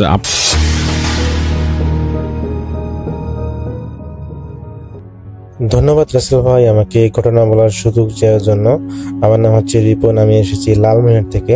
রাসেল ভাই, আজকে যে ঘটনাটা আমি আপনাকে শেয়ার করব, এই ঘটনাটা আমার কাছে শেয়ার করেছেন, তার নাম হচ্ছে সৈকত। আর সৈকতের বাড়ি হচ্ছে দিনাজপুর জেলার বিরামপুর উপজেলার বলিয়াপুর গ্রামে। তো সৈকত ভাই কয়েক বছর আগে তিনি কুষ্টিয়ায় তার এক খালার বাসায় বেড়াতে গিয়েছিলেন এবং সেখানে যেয়ে তিনি একটা ভৌতিক অভিজ্ঞতার সম্মুখীন হয়েছিলেন। তিনি সেই ঘটনাটা আমাকে শেয়ার করেছেন। আমি চেষ্টা করবো তার মতো করে ঘটনাটা আপনাকে শেয়ার করার। তো আমি সৈকত ভাইয়ের ঘটনায় চলে যাচ্ছি। তো সৈকত ভাইয়ের খালার বাসাটি ছিল কুষ্টিয়া শহরের এক কোণে, একদম নিরিবিলি পরিবেশে বাসাটা ছিল। তো খালার বাসাটি বেশ পুরনো প্রকৃতি ছিল। তো সৈকত ভাই যখন সেখানে বেড়াতে যান, তাকে শোয়ার জন্য যে ঘরটা দেওয়া হয়েছিল সেটি ছিল বাসার একদম শেষ প্রান্তে। সেই দেয়াল ঘেঁষেই ছিল পাশের একটা স্টোর রুম বা পরিত্যক্ত রুম। তো খালার পরিবার সেই ঘরটি অনেক বছর ধরে ব্যবহার করেন না। সেখানে সেই ঘরের ভিতরে কিছু পুরনো ভাঙাচোরা ট্রাঙ্ক বা আবাসপত্র ছিল। তো সৈকত ভাই প্রথম দিন জার্নি করে যাওয়ার কারণে তার প্রচন্ড পরিমাণে ক্লান্ত লাগে এবং তিনি সেদিন ঘুমিয়ে পড়েছিলেন। তো কিন্তু দ্বিতীয় দিন রাত তখন আনুমানিক 1:30 বাজে। সৈকত ভাই বিছানায় শুয়ে ফোন দেখতেছিলেন। তো হঠাৎ তিনি শুনতে পেলেন যে পাশের সেই তালাবদ্ধ ঘর থেকে দেয়ালের ওপাশ থেকে কেউ একজন খুব সাবধানে টোকা দিচ্ছে। এরকম একটা শব্দ, ঠক ঠক ঠক শব্দ হচ্ছে। একদম নিখুঁত বিরতিতে শব্দটা আসতেছিল। তো সৈকত ভাই প্রথমে ভাবলেন দেয়ালের ভিতরে হয়তো কোনো কাঠ টোকরা বা ইঁদুর আছে, সেটাই হয়তো শব্দ করতেছে। কিন্তু কিছুক্ষণ পর তিনি লক্ষ্য করলেন শব্দটা শুধু টোকা দেওয়ার মধ্যেই সীমাবদ্ধ নেই। কেউ একজন নখ দিয়ে দেয়ালে প্লাস্টার আশ্রানোর মতো শব্দ শোনা যাচ্ছে। সৈকত ভাই বিছানা থেকে উঠে দেয়ালের একদম কাছে গিয়ে কান পাতলেন। শব্দটা এবার আরো পরিষ্কার হলো। মনে হচ্ছিল যে দেয়ালের ঠিক ওপাশে কেউ একজন দাঁড়িয়ে আছে এবং সেও সৈকত ভাইয়ের উপস্থিতি টের পেয়ে চুপ হয়ে গেল। তো সৈকত ভাই কৌতূহল সামলাতে না পেরে নিজের আঙ্গুলের গাঁট দিয়ে দেয়ালের উপর পাল্টা 3টা টোকা দিলেন। যেমনটা তিনি শুনেছিলেন ঠিক ওইরকমভাবে 3টা টোকা দিলেন। সাথে সাথে পুরো বাড়ি যেন এক নিথর নিস্তব্ধ ডুবে গেল। সৈকত ভাই প্রায় 1 মিনিট ওভাবেই দাঁড়িয়েছিলেন। ঠিক যখন তিনি ভাবলেন হয়তো এটা তার মনের ভুল, অমনি দেয়ালের ওপাশ থেকে খুব জোরালো ভাবে এবং দ্রুত গতিতে ঠিক 3টে টোকা ফিরে এলো। টোকাগুলো এত শক্তিশালী ছিল যে সৈকত ভাই নিজের হাতের তালুতে দেয়ালের সামান্য কম্পন পর্যন্ত অনুভব করলেন। তো সৈকত ভাইয়ের শিরদাঁড়া দিয়ে একটা শীতল স্রোত বয়ে গেল। এই ঘটনার পর তিনি জানতেন এই স্টোর রুমের দরজা বাইরে থেকে তালা দিয়ে আটকানো, আর সেই ঘরের ভিতরে ঢোকার মতো দ্বিতীয় কোনো রাস্তা নেই। তবে দেয়ালের ওপাশে এই গভীর রাতে কে টোকা দিচ্ছে, তিনি খুবই অবাক হলেন। তো সৈকত ভাই যখন তার ঘরের লাইটটা জ্বালালেন, লাইট জ্বালানোর সাথে সাথেই পাশের ঘর থেকে একটা ভারী কিছু মেঝেতে পড়ার শব্দ হলো, যেন কেউ একটা বড় ট্রাঙ্ক সজোরে আছাড় দিলে যেরকম শব্দ হয় সেই রকম। তো সেই শব্দের চোটে সৈকত ভাইয়ের ঘরে থাকা রাখা কাঁচের গ্লাসগুলো যেন ঝনঝন করে কেঁপে উঠলো। মানে হালকা একটা ভূমিকম্প অনুভূত হলো। অথচ খালার বাসার বাকি সবাই গভীর ঘুমাচ্ছে, কেউ এই বিষয়ে জানেই না বা টের পাচ্ছে না। তো কেউ এই অস্বাভাবিক শব্দ শুনতে পেল না। তো সৈকত ভাই একা সেই মাঝরাতে অনুভব করলেন পাশের সেই অন্ধকার ঘরের দেয়ালটা যেন কোনো এক অদৃশ্য জগতের সাথে মিশে গেছে। তো সেই ভারী কিছু আছাড় মারার শব্দ শুনে সৈকত ভাই বিছানার উপরে বিছানার মধ্যে পাথরের মধ্যে বসে রইলেন। তার মনে হচ্ছিল যে পাশের ঘরে সেই নিস্তব্ধতা যেন এখন আরো বেশি ভয়ঙ্কর হয়ে উঠেছে। তিনি বারবার মনে করতেছেন যে খালার পরিবারে তো কেউ কি পাশের ওই পরিত্যক্ত ঘরে থাকতে পারে, কিন্তু না, আমি তো এরকম কোনো কিছু শুনিনি। কিন্তু খালা নিজেই বলেছিলেন যে ওই ঘরে ধুলো আর মাকড়সা জাল দিয়ে ছড়াছড়ি, ওখানে আসলে কিছু নেই। তো তিনি ভাবলেন তাহলে কি হতে পারে। তো সৈকত ভাই সাহস সঞ্চয় করে তিনি তার খাট থেকে নামলেন। তো তিনি স্থির করলেন যে বাইরে গিয়ে ওই ঘরের জানালার দিকে একবার তাকিয়ে দেখবেন কিনা, যে ভিতরে আসলে কাহিনীটা কি। তো তিনি পা টিপে ঘর থেকে বের হয়ে বারান্দায় এলেন। বাইরের আকাশে তখন এক ফালি মেঘলা চাঁদ, মানে চাঁদনি রাত। তো যা থেকে খুবই সামান্য আলো আসতেছিল। তো সৈকত ভাই দেয়াল ঘেঁষে হেঁটে সেই স্টোর রুমের জানালা গিয়ে দাঁড়ালেন। পুরোনো কাঠের জানালা, মাঝখানে সামান্য ফাঁক ছিল। যেহেতু পুরোনো কাঠের জানালা ছিল, জানালাটা ভাঙ্গা ছিল একটু। তো সেই ফাঁক দিয়ে সৈকত ভাই ভয়ে ভয়ে নিজের ফোনের টর্চ লাইটটা জ্বালিয়ে সেই ফাঁক দিয়ে তিনি ভিতরে দেখতে চেষ্টা করলেন। তো আলোর ফোকাস যখন ভিতরে পড়লো, তিনি দেখলেন ভিতরে সত্যি ধুলোবালি আর কয়েকটা পুরনো ট্রাঙ্কের স্তূপ করে রাখা। কিন্তু অদ্ভুত বিষয় কি রাসেল ভাই, ঘরের মাঝখানে যে পুরনো ধুলোবালা জমা হয়ে আছে, সেই ধুলোর উপর একজোড়া মানুষের খালি পায়ের ছাপ স্পষ্ট দেখা যাচ্ছে। তো একটা ঘরে আসলে যদি অনেক দিন পরিচিত থাকে এবং ধুলোবালা জমে এবং সেই ঘরে যদি কেউ একজন পায়চারি করে, তার কিন্তু স্পষ্ট কিন্তু পায়ের ছাপ পড়ে। তো এখানে সৈকত ভাই সেটাই দেখলেন যে স্পষ্ট পায়ের ছাপ দেখা যাচ্ছে এবং ছাপগুলো একদম টাটকা, মনে হয় যে এইমাত্র কেউ হেঁটে চলে গেছে। তো সৈকত ভাই যখন ছাপগুলো দেখতেছিলেন, তখন হঠাৎ তার মনে হলো জানালার উপাস থেকে কেউ একজন খুব দ্রুত নিঃশ্বাস নিচ্ছে। নিঃশ্বাসের শব্দটা এতটাই কাছে ছিল যে মনে হচ্ছিল জানালার সেই চিকন ফাঁকের দিয়ে কেউ সৈকত ভাইয়ের একদম চোখের ওপর চোখ রেখে তাকে দেখতেছে। সৈকত ভাই চমকে ওঠে, তার মোবাইলের টর্চটা আলোটা জানালার একদম একদম কোণ থেকে সরালেন, কিন্তু সেখানে কাউকে দেখলেন না। অথচ ঠিক ওই মুহূর্তে ঘরের ভেতর থেকে আবারও সেই টোকা দেওয়ার শব্দ শুরু হলো। তবে এবার দেয়ালে নয়, শব্দটা আসতেছিল জানালার ঠিক ভিতরের পাল্লায় থেকে, যেন কেউ নখ দিয়ে সেই জানালার অপর প্রান্তে টোকা দিচ্ছে। সৈকত ভাই আর এক মুহূর্তে সেখানে দাঁড়িয়ে না থেকে দৌড়ে তিনি নিজের ঘরে চলে আসেন। তিনি লক্ষ্য করেন তার হাত পা যেন বরফের মতো ঠান্ডা হয়ে গেছে। তিনি ঘরের দরজার ভিতর থেকে লক করে দিলেন, কিন্তু তার আতঙ্ক এখনো শেষ হয়নি। তিনি বিছানায় শোয়ার মতো অনুভব করলেন তার খাটের ঠিক নিচে মেঝে থেকে কেউ একজন ঠিক একইভাবে ঠক ঠক করে টোকা দিচ্ছে 3 বার। মনে হচ্ছিল যে অদৃশ্য সত্তাটি এবার মাটির নিচ থেকে ফ্লোরের মধ্যে কেউ টোকা দিচ্ছে। তো খাটের নিচ থেকে সেই টোকা দেওয়ার শব্দ শুনে সৈকত ভাই আতঙ্কে বিছানার একদম মাঝখানে গুটি সিটি মেরে বসলেন। তার মনে হচ্ছিল যে মেঝে থেকে কেউ একজন তাকে সরাসরি পিঠের নিচে টোকা দিচ্ছে। তিনি ঘরের লাইট জ্বালিয়ে রেখেছিলেন, কিন্তু সেই আলোর মধ্যেও ঘরের কোণাগুলো যেন অদ্ভুত অন্ধকারে ছেয়ে গেছে। তিনি দেখেন যে ঘরের কোণাগুলো কিরকম একটা অন্ধকার অন্ধকার দেখাচ্ছে। তো সৈকত ভাই সাহস করে খাটের নিচে উকি দেওয়ার কথা ভাবলেন, কিন্তু ভয়ে তার শরীর অবশ হয়ে আসতেছিল। ঠিক ওই সময় তিনি লক্ষ্য করলেন তার ঘরের দরজার নিচ দিয়ে একটা চিকন ধুলোর রেখা ভিতরের দিকে এগিয়ে আসতেছে, যেন পাশের ঘর থেকে কেউ অদৃশ্যভাবে হেঁটে ঘরের ভিতরে ঢুকতেছে। তো নর্মালি একটা ঘর ধুলাবালা পরিত্যক্ত অবস্থায় যদি কেউ খালি পায়ে হাঁটে, সেখানে যেরকম স্পষ্ট ছাপ পড়ে, ঠিক সেই পা দিয়ে যদি আবার একটা পরিষ্কার পরিচ্ছন্ন ঘরের মধ্যে কেউ হাঁটে, তাহলে কিন্তু ওই ঘরের মধ্যে আবার ফিরে ওই ধুলোবালির কিন্তু একটা স্পষ্ট ছাপ কিন্তু তৈরি হয়। তো এমনটা আসলে সৈকত ভাই দেখতেছেন। তো হঠাৎ করে সৈকত ভাই শুনতে পেলেন যে পাশের সেই তালাবদ্ধ স্টোর রুমের ভিতর থেকে কেউ একজন কান্না করতেছে। কান্নার আওয়াজটা একদম নিচু স্বরের, যেন কোনো এক বৃদ্ধ মানুষ খুব কষ্টে ফুপিয়ে ফুপিয়ে কাঁদতেছেন। সেই কান্নার শব্দের সাথে সাথে সাথে সৈকত ভাইয়ের ঘরের তাপমাত্রা হুট করে যেন কমে গেল। তিনি দেয়ালের দিকে তাকিয়ে দেখলেন যেখান থেকে টোকা দেওয়া হয়েছিল সেই দেয়ালের প্লাস্টারগুলো যেন নিজে থেকে ঝরঝর করে খসে পড়তেছে। তো সেখানে ছোট ছোট অক্ষরে আঙ্গুল দিয়ে আঁচড় কাটার মতো কিছু একটা লেখা ফুটে উঠতেছে। সৈকত ভাই মোবাইল ফোনের আলো সেখানে ফেলার চেষ্টা করলেন এবং তিনি দেখলেন যে স্পষ্টভাবে লেখা আছে। সেই লেখাটা এরকম যে আমি বের হতে পারছি না, এই ধরনের একটা লেখা সেই দেয়ালে প্লাস্টারে স্পষ্ট তিনি দেখতে পেলেন। লেখাটা দেখার সাথে সাথে সৈকত ভাইয়ের মনে হলো কে একজন তার কানের কাছে এসে খুব জোরে নিঃশ্বাস ছাড়তেছে এবং তাকে কিছু বলার চেষ্টা করতেছে। তো সৈকত ভাই সিদ্ধান্ত নিলেন তিনি আর এই ঘরে একা থাকবেন না। তিনি খালার বড় ছেলে অর্থাৎ তার ভাইকে ডাকার জন্য দরজার দিকে এগিয়ে গেলেন।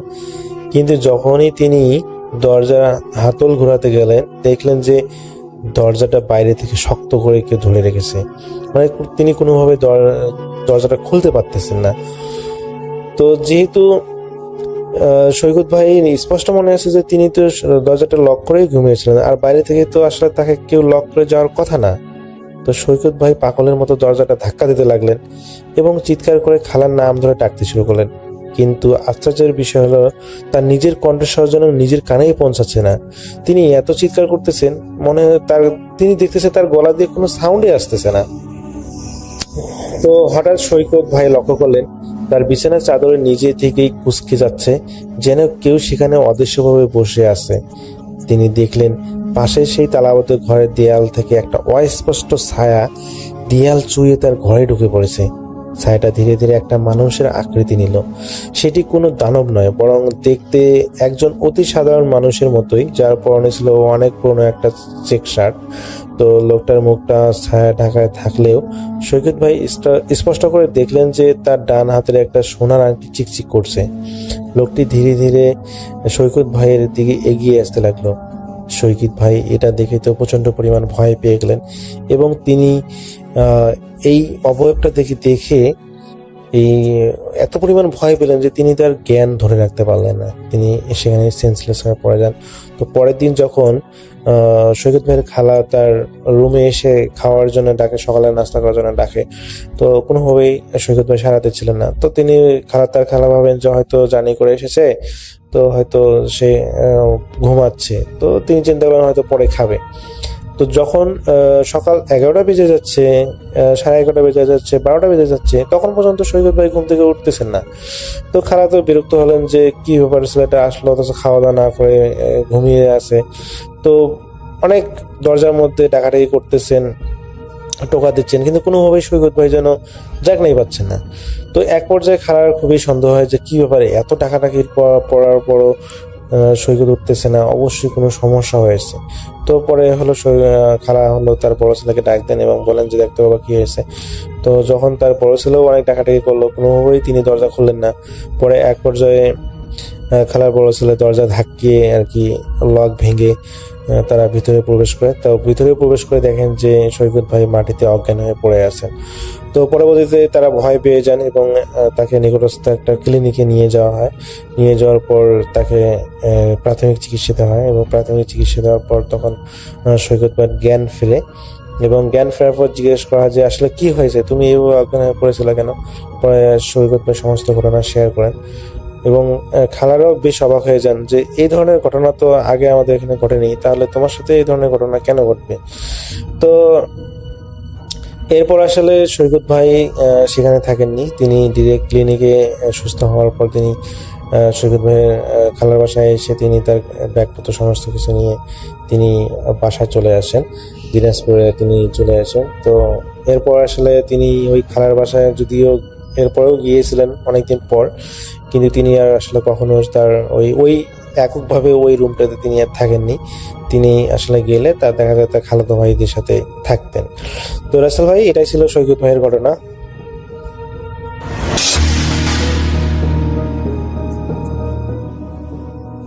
আমি ডক্টর আলিফ। আসসালামু আলাইকুম।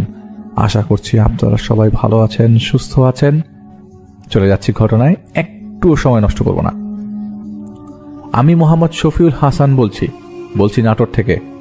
আমার নিজের সাথে ঘটে যাওয়া কিছু অদ্ভুত অভিজ্ঞতা আজ আপনাদের কাছে তুলে ধরব। ইনশাল্লাহ লিখার ভুল ত্রুটির জন্য ক্ষমা চেয়ে নিচ্ছি। সময়টা 2014। সেমিস্টার ফাইনাল পরীক্ষা দিয়ে বাসায় বসেছিলাম। ভাবলাম এই সময়টা ব্যয় না করে আল্লাহর রাস্তায় কাটানো যাক। ক্লাস 8 থেকেই আমি ধর্মীয় রীতিনীতিতে বেশ অভ্যস্ত, তাই সুযোগ পেলেই বিভিন্ন মাহফিল ও তাবলীগের সময়ে লাগানোর অভ্যাস রয়েছে। আমি আমার জমানো কিছু টাকা ও বাসা থেকে কিছু টাকা নিয়ে ঢাকার উদ্দেশ্যে রওনা হলাম। আমার গন্তব্য ছিল কাকরাইল মসজিদ। রাতের বাস ছিল, তাই ফজরের আগ দিয়ে কাকরাইল মসজিদে পৌঁছাই। নামাজের বয়ান হলো। আমি অপেক্ষা করছিলাম তশকিলের জন্য। তশকিলটা মূলত কারা কারা জামাতে যেতে চায় তাদের নাম লেখা, এই আর কি। আমি একটি বিদেশি জামাতে নাম লিখালাম। জামাতটা ছিল থাইল্যান্ডের জামাত এবং তারা অলরেডি পৌঁছে গিয়েছিল। আমাদের রোগ পড়েছিল যশোরে, তারা রোকে পৌঁছে গিয়েছিল আর কি। তা আমাদের রোগ পড়েছে যশোরে। আমি এবং আমার সাথে এক সাথী ভাই জামাতের মুতারজিম হিসাবে সেদিন রাতেই ঢাকা থেকে যশোরের উদ্দেশ্যে রওনা দিই। পরদিন ফজরের ওয়াক্তে আমরা যশোর মার্কাজ মসজিদে যাই এবং সেখান থেকে আমরা আমাদের জামাতে পৌঁছাই। বিদেশি জামাত এবং সেই যেখানে সময় লাগানো, এটাই আমার প্রথম ছিল, তাই তাদের কথা বুঝতে কিছুটা সমস্যা হচ্ছিল না। অনেকেই ভালোভাবে ইংরেজি বলতে পারতো না, আর তাছাড়া আমি নিজেও ইংরেজিতে ফ্লুয়েন্ট ছিলাম না। কিছুদিন পর আমাদের রোগ পড়ে গ্রামাঞ্চলে। জায়গাটার নাম আমার মনে নেই, তবে সেখানে একটা মাজার ছিল এবং মাজার প্রাঙ্গণে বহু বছর পুরনো সব বটগাছ দিয়ে ভর্তি। দেখলে বোঝা যায় বটগাছগুলো এত পুরনো যে বটগাছের ঝুলগুলো দেখতে গাছের মতো লাগে। খুবই গা ছমছমে একটা জায়গা। আশপাশের মানুষের কোনো বসতি নেই, দিনের বেলাতেই গা ছমছম করে। আমার খুব ইচ্ছে ছিল সেই মাজারটা দেখব, এবং এই মাজারের প্রতি বৃহস্পতিবার সম্ভবত ওই দিন ওরস বসত। তো একদিন আসরের পর আমি জামাতের একটা সদস্য আর আমরা দুজন স্থানীয় এক ভাইয়ের সাথে সেই মাজারে যাই। মাজারের পাশের কিছু কিছু গাছে লাল সুতা টাইপের বাঁধা ছিল। দেখেই বুঝতে পারলাম এখানে আর যাই হোক আল্লাহর কোনো কাজ হয় না। মাজারের পাশে অনেক পুরনো এক বটগাছের শিকড়ের উপরে 2-3টা মাটির প্লেট রাখা ছিল, যেগুলো মাটির সরা দিয়ে ঢাকা। তা আমি ওই ভাইকে জিজ্ঞেস করলাম, ভাই এটা কি? তিনি বললেন, ওরসের দিন এই থালায় করে তাদের জন্য ভোগ দেওয়া হয়। আমি বললাম, তাদের জন্য মানে কি? তিনি বললেন, এত কথা এখানে বলার দরকার নাই, দেখতে আসছেন খালি দেখেন। ওনার কথায় আমার কিছুটা হাসি পেল। আমি মনে মনে চিন্তা করলাম, তোদের ভোগ খাওয়াবো আমি। এই চিন্তা করে একটা ইটের বড় টুকরা ওই প্লেটের দিকে ছুঁড়ে মারি, আর সাথে সাথেই প্লেটটা ভেঙে যায়। সঙ্গে সঙ্গে একটা দমকা বাতাস আমার পিঠে এসে লাগে। আমার শরীরের সব লোম দাঁড়িয়ে যাচ্ছিল। ওই লোকটা অবাক হয়ে আমার দিকে কিছুক্ষণ তাকিয়ে থেকে বলে, হ্যাঁ কি করলেন এটা? তার চোখের ভিতরে আমি একটা তীব্র ভয়ের ছাপ দেখতে পেলাম। তারপর সেখান থেকে আমরা চলে আসি। সেখানে আর কিছুই আমরা কিছুই হয়নি। তা আমি মনে মনে ভাবলাম, সব গ্রাম্য মানুষের গল্প কাহিনী ছাড়া এগুলো আর কিছুই না। কিন্তু আমি তখনও বুঝতে পারিনি যে আমি অনেক বড় একটা বিপদের মধ্যে পড়ে গেছি। ওই যে কথায় আছে না, ইট মারলে পাটকেল খেতে হয়, এর মধ্যে আমাদের মসজিদ চেঞ্জ হয়ে গেছে। আমরা এখন পাশের গ্রামের একটা প্রাইমারি স্কুলের মসজিদে উঠেছি। তার মধ্যে এক রাতে আমি তাহাজ্জুদের জন্য অজু করতে বের হই। চাঁদনি রাত ছিল। মসজিদের পাশে একটা ছোট্ট খাল এঁকে বেঁকে চলে গেছে। আমি দাঁড়িয়ে আছি। আমার যেন এখন খুব ভালো লাগছিল। প্রস্রাবখানার দিকে মুখ ফেরাতে এক সেকেন্ডের জন্য দেখলাম কেউ একজন বাতাসে মিলিয়ে গেল। আমি চমকে উঠে পেছনে সরে গেলাম। আতঙ্ক আর ভয় দুটাই কাজ করছিল আমার মধ্যে। আমি এটা কি দেখলাম? ঘুমের ঘরে চোখে ভুল দেখেছি এই বলে নিজেকে সান্ত্বনা দিচ্ছিলাম। এরপর বেশ কিছুদিন কেটে যায়। যেদিন আমরা ঢাকায় ফিরব সেদিন সন্ধ্যাবেলার ঘটনা। আমরা যে মসজিদে ছিলাম সেটা দোতলা মসজিদ হওয়ায় আমাদের বেডিং পত্র দোতলায় রাখা ছিল। মাগরিবের পর আমি খাতা কলম আনতে দোতলায় যাই। সবাই তখন মসজিদে বয়ান শুনছিল। আমি আমার ব্যাগ থেকে খাতা আর কলম বের করার সময় অনুভব করলাম আমার ঘাড়ে কেউ নিঃশ্বাস ফেলছে। আমাকে ফিসফিস করে বলল, কত দূর যাবি? আমি আসব। আমি এদিক ওদিক তাকিয়ে কাউকে দেখতে পেলাম না। একটা অজানা ভয় আমার মনের মধ্যে ঢুকে গেল। শির দ্বারায় ঠান্ডা প্রবাহের স্রোত অনুভব করছিলাম। আমার তখন মাজারের কথা মনে পড়ল। আমি 2-4 মেলাতে চেষ্টা করছি, কিন্তু এখন আর কি বা করার আছে? বাসায় আসার পর প্রায় ভুলতে বসেছিলাম এই ঘটনাগুলো, কিন্তু একদিনের ঘটনা আবার আমাকে সেই জিনিস মনে করিয়ে দেয়। আমি ঈশার নামাজ পড়ে বাসায় আসছি। আমার বাসা থেকে মসজিদ 10 মিনিটের প্রায় পথে হাঁটা রাস্তা। প্রতিদিন রাস্তায় কাউকে না কাউকে পেয়েই যায়, কিন্তু সেদিন রাস্তা ছিল একদম ফাঁকা। আকাশ মেঘলা ছিল আর মাঝে মাঝে বিদ্যুৎ চমকাচ্ছিল। সেই সাথে এলাকার বিদ্যুৎ ছিল না। রাস্তা ছিল অন্ধকার। যেহেতু পরিচিত রাস্তা, সেহেতু অন্ধকার থাকুক আর আলো থাকুক চিনতে সমস্যা হওয়ার কথা না। কিন্তু আমি হাঁটছি, আমার পথ কেন জানি শেষ হচ্ছিল না। বিদ্যুতের আলোয় দেখি আমি কিছুক্ষণ আগে যে জায়গায় পার করে এসছি এখনো সেই জায়গা পার করছি। আমি বুঝতে পারলাম ঘটছে আমার সাথে খারাপ কিছু ঘটে যাচ্ছে। আমি উচ্চ স্বরে বলি, আল্লাহু লা ইলাহা ইল্লা হুয়াল হাইয়ুল কাইয়ুম। আমি আমার বাসার গলিতে প্রবেশ করি, আর পেছন থেকে প্রচন্ড এক ধাক্কায় আমি দেয়ালের সাথে আছড়ে পড়ি। আমার মাথার বাম পাশটা ব্যথায় টনটন করছে। আলো আধারের খেলায় দেখলাম অনেকটা বানরের আকৃতির, কিন্তু বানরের চেয়ে বড়। সুচালো মুখের এক অতল গহ্বরের প্রাণী আমার দিকে প্রজ্বলিত দৃষ্টিতে তাকিয়ে আছে। আমি তখন দেয়ালে ঠেস দিয়ে বসেছি, কি করব বুঝতে পারছি না। প্রাণীটা আমার দিকে আসছিল একটু একটু করে এগিয়ে। আমার মুখের সামনাসামনি এসেই সে হাওয়ায় মিলিয়ে গেল অন্ধকারে। শরীয়তুল্লাহ ভাই কে ফোনে সব জানে। তিনি আমাকে একটা আমল বলে দেন এবং বলেন আমি নামাজের পর যেন আয়াতুল কুরসি এবং চারকুল পরে শরীর বন্ধ রাখি। কিছুদিন আর কোনো সমস্যা হয়নি। আমি ভাবলাম হয়তো এই উপদ্রব থেকে মুক্তি পেয়েছি। এর বেশ কিছুদিন পর, সেদিন শবে বরাতের রাত ছিল। মসজিদ থেকে প্রায় 11টার দিকে বাসায় এসে আমি খাওয়া দাওয়া শেষ করেছি। খাওয়া দাওয়া করে নফল কিছু নামাজ পড়তে শুরু করি। আমি আমার রুমের দরজা লাগিয়ে রাখতাম। আমি নামাজ পড়ছি, আমি রুমের ভেতর বাজে গন্ধ পাচ্ছিলাম। আর গন্ধ এমনভাবে পাচ্ছিলাম, আমার রুমের দরজা লাগানো ছিল, সেহেতু ভেতরে কোনো কিছুর প্রবেশের অসম্ভব ছিল, প্রবেশের সম্ভব না। আমি রুকুতে যাব, ঠিক তখনই কেউ আমাকে পেছন থেকে প্রচন্ড জোরে জড়িয়ে ধরল। এত জোরে জড়িয়ে ধরল যে আমি নিঃশ্বাস নিতে পারছিলাম না। আমি চিৎকারও করতে পারছিলাম না। আমার মনে হয়ে গেল আমি আজ গা বন্ধ করতে ভুলে গেছি। আমি আয়াতুল কুরসি পাঠ করব, কিন্তু সেটাও পারছিলাম না, আমার মনে পড়ছিল না। আসলে এরকম সিচুয়েশনে সেন্স ধরে রাখাটা বেশ কঠিন। আমি মনের খেয়ালেই ইয়া হাইয়ু ইয়া কাইয়ুম বলতে লাগলাম। আমার শরীর কিছুটা হালকা হতে লাগলো। আমি বুঝতে পারলাম যে আমাকে জড়িয়ে ধরেছে সে সরে গেল। ঘরের এক কোনায় জমাট এক অন্ধকারের রূপ নিয়ে বিকটভাবে হাসতে লাগলো আর বলতে লাগলো, এর পরের একটা সুযোগ তোর পরিবারকে তোর লাশ দেখাবে। আমি আর চাপ নিতে পারছিলাম না। আমি জ্ঞান হারিয়ে ফেলি।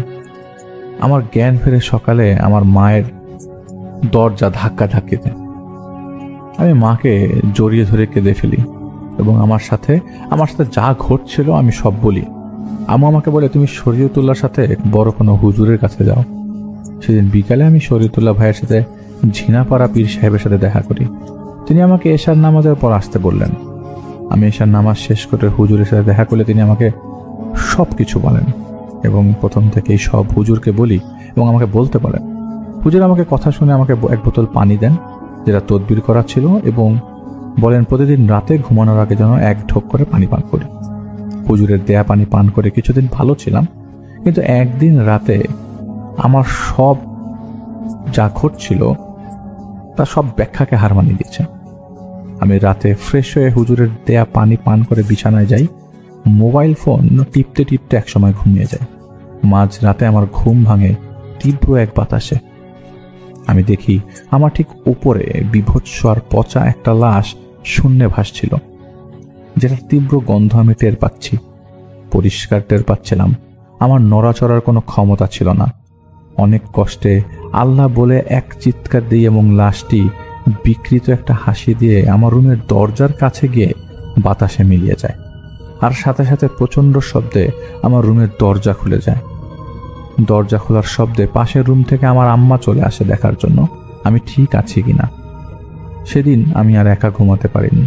সারা রাত আমি আর আম্মু জেগেই কাটিয়েছিলাম। সকালে আম্মু আবারও হুজুরের সাথে দেখা করতে বলেন।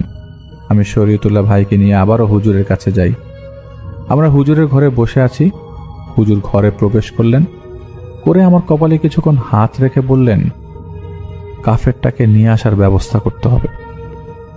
আমাকে বললেন জায়নামাজে বসতে। এবার হুজুর বিড়বিড় করে আয়াত তেলাওয়াত করলেন। যখন তিনি আয়াত তেলাওয়াত করছিলেন তখন আমার শরীরে প্রচন্ড ব্যথা শুরু হয়ে গেল। এরপরে আমার আর কিছু মনে নেই। বাকিটা আমি শরীয়তুল্লাহ ভাইয়ের কাছ থেকে শুনি। তিনি আমাকে বললেন, তোমার শরীরে যখন জিন ভর করে তখন তুমি বিশ্রী ভাষায় হুজুরকে গালাগালি করছিলে। হুজুর বললেন, তুই কে? ভেতর থেকে জিনটি বলল, আমি মিগাই, আমি এই ছেলেকে না নিয়ে যাব না। হুজুর বললেন, সে তোর কি ক্ষতি করেছে যে তাকে নিয়ে চলে যেতে চাস? তখন এই জিনটি বলল, ও আমার ভোগ নষ্ট করেছে, আমি তাকে সাজা না দিয়ে যাব না। হুজুর বললেন, সে বুঝে করেনি এমনটা, আর তুই যদি তাকে ছেড়ে না যাস তবে তোকে আমি বন্দি করব। জিনটি বলল, আমি যেতে পারি, আমাকে ভোগ দিয়ে দিতে হবে, একটা খাসি ভোগ দিতে হবে।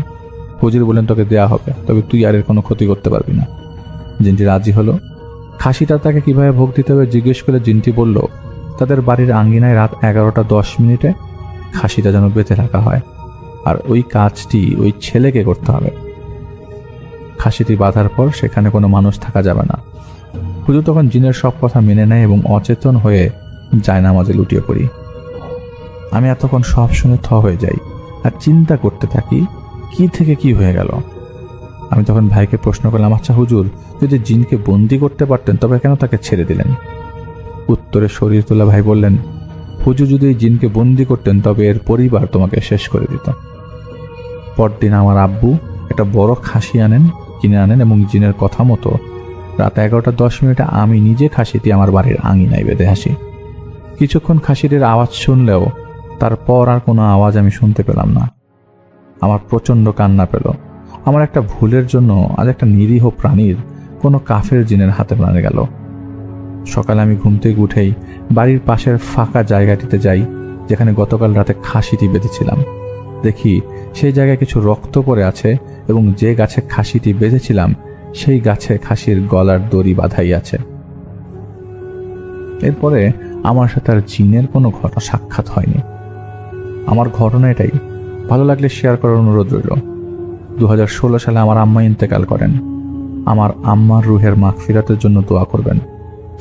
তাদের মাঝে আরো একটি ঘটনাটি আমাদের সাথে শেয়ার করেছেন তামিম হাসান ফরিদপুর থেকে। তামিম তার নানা বাড়ির একটি ঘটনা আমাদের কাছে শেয়ার করেছেন এবং তিনি আমাকে রিকোয়েস্ট করেছেন আমি যেন আমার মতো করে ঘটনাটা আপনাদের কাছে প্রেজেন্ট করি। তামিমের নানা বাড়ি ছিল বাংলাদেশের দক্ষিণ পশ্চিমাঞ্চলের কোনো একটি গ্রামে, মানে একেবারেই গ্রাম। সেটা তখনও বিদ্যুৎ কেবল আসছে এরকম একটা অবস্থা, মানে বাজারে বিদ্যুৎ আছে এবং কানেকশন আস্তে আস্তে যাচ্ছে বিভিন্ন জায়গায়। তো এরকম একটা জায়গায় হচ্ছে তামিমের নানা বাড়ি। তো এই ঘটনার বছর দেড়েক আগে তামিমের নানা তিনি পরলোক গমন করেন এবং তিনি চলে যাওয়ার পরে তার বাসায় ভাগাভাগি হয়।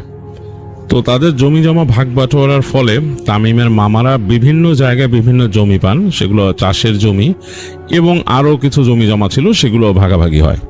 তো তামিমের ছোট মামা তিনি নতুন বিয়ে করেছিলেন এবং বাসায় কোনো কারণে তাদের মধ্যে অ্যাডজাস্টমেন্ট হচ্ছিল না। অন্য ভাইরা বা ভাইদের স্ত্রীরাও ছিল এবং তাদের মধ্যে কোনো দেখা যেত যে একটু অন্যরকম খুঁটাখুটি লেগে যেত আর কি, এরকম একটা অবস্থা। তো এই অবস্থায় তামিমের ছোট মামা বলেন যে তিনি আলাদা হয়ে যাবেন এবং তিনি তার মাকে রিকোয়েস্ট করেন চাইলে যেতে পারেন, তামিমের নানিকে। তিনি বলেন যে না, আমি আমার মূল ভিটা ছেড়ে যেখানে আমার হাজব্যান্ডের ভিটা ওটা ছেড়ে এখন কোথাও যাব না।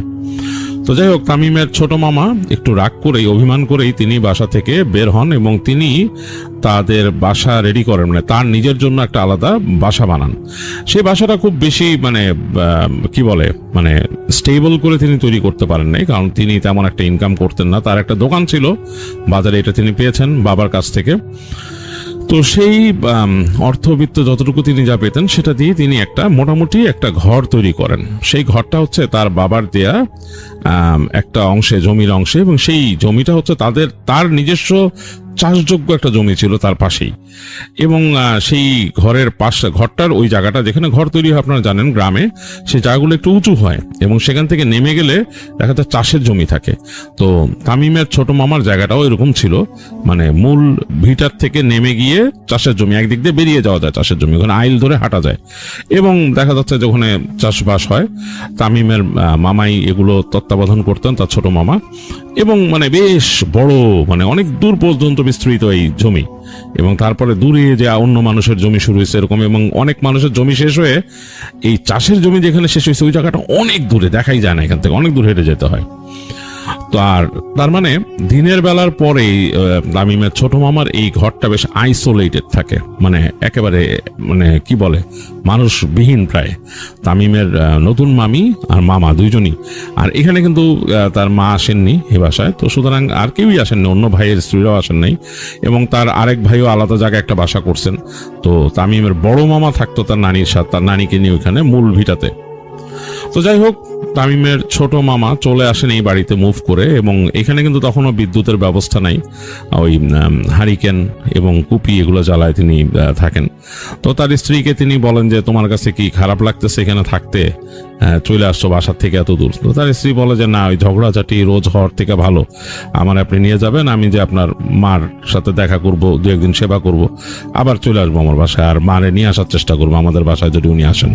তো যাই হোক, উনি খুব ভালো মহিলা ছিলেন, তামিমের ছোট মামি। এটা তামিমেরই ভাষ্য যে তিনি খুব শান্তশিষ্ট একজন ভদ্র মহিলা ছিলেন। যাই হোক, তো এখানে উনি থাকছেন, তার কাছে একটু অস্বস্তি লাগতেছে। তো তামিমের মামির কাছে নাকি একটু ভয় ভয় লাগতো বাসাটায়। এখন সেটা একা থাকার কারণেও হতে পারে। দিনের বেলা তিনি থাকতেন, মানে আর তামিমের মামা তো চলে যেত, তার দোকানে চলে যেত, জমিতে খবর নিতে যেত, মানে বিভিন্ন কাজে ব্যস্ত থাকতো। তো তিনি একা থাকতেন। তো তিনি একটা জিনিস খেয়াল করছিলেন যে দুপুরবেলা, ভর দুপুরে তাদের বাসায় ঢেল পড়ে, মানে এরকম বড় বড় ঢিল এসে তাদের টিনের চালে পড়ে ঢম থাম করে। তো তিনি মনে করছেন যে এখানকার দুষ্ট ছেলেপেলেরা আছে, ওই যে বাচ্চা ছেলেপেলে যে টিনেজ, তারা হেঁটে যায়, কারণ ওনাদের তামিমের এই মামার বাসার থেকে বেশ খানিকটা দূরেই হচ্ছে ওখানকার প্রাইমারি স্কুলটা, মানে হেঁটে একটু পার হলে প্রাইমারি স্কুল। তো প্রাইমারি স্কুল এই দুপুরের দিকেই ছুটি হয় আর কি। তো তিনি ভাবতেন যে ওই প্রাইমারি স্কুলের ছেলেপেলারা ইট মারে কিনা। তো তিনি দু একদিন উকি দিয়েছেন, কাউকে দেখেন নাই। তো তারপর তিনি আর ওই বদার করতেন না। যখন ওই সময়টা আসতো, ওই ঢিল টিল পড়তো, দু একদিন তিনি ওই দরজা জানলা বন্ধ করে ঘরের মধ্যে থাকতেন, আর ওইটা নিয়েই করতেন না তিনি। তো যাই হোক, এরকম এই একটা সমস্যায়। আর একটা জিনিস হচ্ছে যে কখনো তামিমের মামা যদি লেট করে আসতো, তিনি বুঝতেন যে তার পাশের বাসার আশেপাশে মনে হতো যে মানে কিছু একটা সরব, মানে কিছু একটা আছে, কিছু একটা উপস্থিতি তিনি টের পেতেন, মনে হয় যে কোনো একটা অস্তিত্বের উপস্থিতি। এটা তার কাছে একটু ভয় লাগতো, কারণ গ্রামের মানুষ বলে অনেক কিছু। তিনি আর ওরকম ভাবে আর কি চলাফেরা করতেন না। তামিমের মামা লেট করে আসলে দরজা বন্ধ করে বসে থাকতেন, তিনি বেরোতেন না। তার মামা একটা চাপ কল লাগাই দিছিল, ওখানে চাপ কল লাগায় ওই চারপাশে ওই একটা পাকা পাটাতন করে সেটার মধ্যে চাপ কল লাগায় চারপাশে একটু করে বাধাই করে দিছিল। তো পানির দরকার হলে চাপকল থেকে নিতে হইতো। উনি সন্ধ্যার পর আর চাপকল মানে চাপতেন না, এরকম অবস্থা। তিনি অনেকবার শব্দ পাইছেন, মনে হচ্ছে যে চাপকল কেউ চাপতেছে। সন্ধ্যা হয়ে গেছে, তখনও তামিমের মামা আসে নাই, এইটুকু ভয় ছিল। বাট তারপরও তিনি ওই যে ঝগড়াঝাটি এগুলার ভয়ে তিনি চাইতেন না যে এই বাসা ছেড়ে আবার ওই মূল বাসায় যেতে। যাই হোক, এইভাবেই তার দিন কয়েকদিন কাটলো। আর তামিমের মামাও আসলে আর সময় পাইতেন না। এদিকে কিন্তু তাদের বাসার পেছনে বিশাল ঝোপঝাড়, মানে গাছপালা, মানে এই যে মূল যে তাদের ভিটার থেকে যে নেমে গেছে চাষের জমি পর্যন্ত যাওয়ার জন্য, সেটার মধ্যেও কিন্তু মানে এখন যদি আমরা কাঠার হিসাবে বলি 2-4 কাঠা জায়গা প্রায় গাছপালা, তারপর নেমে গেছে নিচে আর কি চাষের জমি আর পাশ থেকে। তো ওই জায়গাটা বেশ ঘন জংলা, আবার বাঁশঝাড় আছে, কয়েকটা বাঁশঝাড় আছে এদিক ওদিক। এবং তার তামিমের মামা একটা বাথরুম তৈরি করছিলেন। সেটা স্বভাবতই তখনকার সময় মানুষ এখনো হয়তো করে, আমি জানি না, এখন একটু কমে গেছে হয়তো রেশিওটা, এখন অ্যাটাচ বাথরুম হয়। তখনকার সময় মানুষ বাথরুমটা তৈরি করতেন মূল বসত ভিটার থেকে একটু হেঁটে যেতে। তো তাদেরটাও এরকম ছিল আর কি। এই বের হয়ে হেঁটে গিয়ে ওই দেখা যেত যে ওই বাঁশঝাড়ের পাশ দিয়ে যে ঢুকতে হইতো বাথরুমে, যদিও তিনি পাকা বাথরুমই করছিলেন, ওই এরকম ভাবে করছিলেন। যাই হোক, তো মোট কথা আপনাদেরকে বর্ণনা দিলাম যাতে বুঝতে সুবিধা হয়। তো তামিমের মামি আর বেরোতো না সন্ধ্যার পরে, তিনি ঘরের মধ্যেই থাকতেন। আর তামিমের মামা দেখা যেত এই দিন দিন তার এই বাসায় দেরি করে আসার পরিমাণটা বাড়তেছিল, কারণ তিনি তো কাইন্ড অফ একা হয়ে গেছেন অন্য ভাইদের থেকে। তো তার দেখা যেত এই যে তার এই চাষাবাদের এই জমির খবর, তার ওই দোকানের ব্যাপার স্যাপার আর টুকিটাকি ব্যবসা বাণিজ্যের ব্যাপার নিয়ে তার আস্তে আস্তে 7টা-8টা এরকম বেজে যেত, 9টা এরকম। তো গ্রামে কিন্তু ওই 7টা, 8টা, 9টা অনেক রাত। তো একদিনকার কথা, তামিমের ছোট মামা তার বাজার থেকে তাদের দোকান বন্ধ করে বেরোইছেন এবং তার কিছু হিসাব কিতাব ছিল সেগুলো তিনি ক্লোজ করছেন। ওই যে তাদের ব্যবসা ছিল ওখানে হার্ডওয়্যারের, তো হার্ডওয়্যারের ব্যবসার এগুলো সব হিসাব কিতাব ক্লোজ করতে করতে তখন রাত হয়ে গেছে, প্রায় 8:30, 9:30 বাজে এরকম। আর তখন হচ্ছে বসন্তের সময়, মানে শীত চলে গেছে, খুব বাতাস, মানে এলোমেলো বাতাস, দমকা বাতাস। তো বাতাস খুব মজার, মানে খুব মজার বাতাস, মানে একেবারে উড়াই নিয়ে যায়, কিন্তু খুব শান্তি লাগে বাতাসটা লাগলে। তো তামিম মামা বের হয়েছে হিসাব কিতাব সেরে, এবং অন্ধকার গ্রামের রাস্তা বের হয়ে তার কাছে বেশ মজা লাগতেছে, মানে একদম হাওয়া, দমকা হাওয়া এসে বাড়ি মারতেছে এবং সুন্দর ফুলের ঘ্রাণ নাকে লাগতেছে। তাকায় দেখলেন আকাশের চাঁদ, তো তার মুডটাই অন্যরকম হয়ে গেল। তো তিনি চিন্তা করলেন যে আমি যাওয়ার পথে এই পাশে বাজার আছে, দেখি বাজার মানে বন্ধ হয়ে যায় আর কি রাতের বেলা।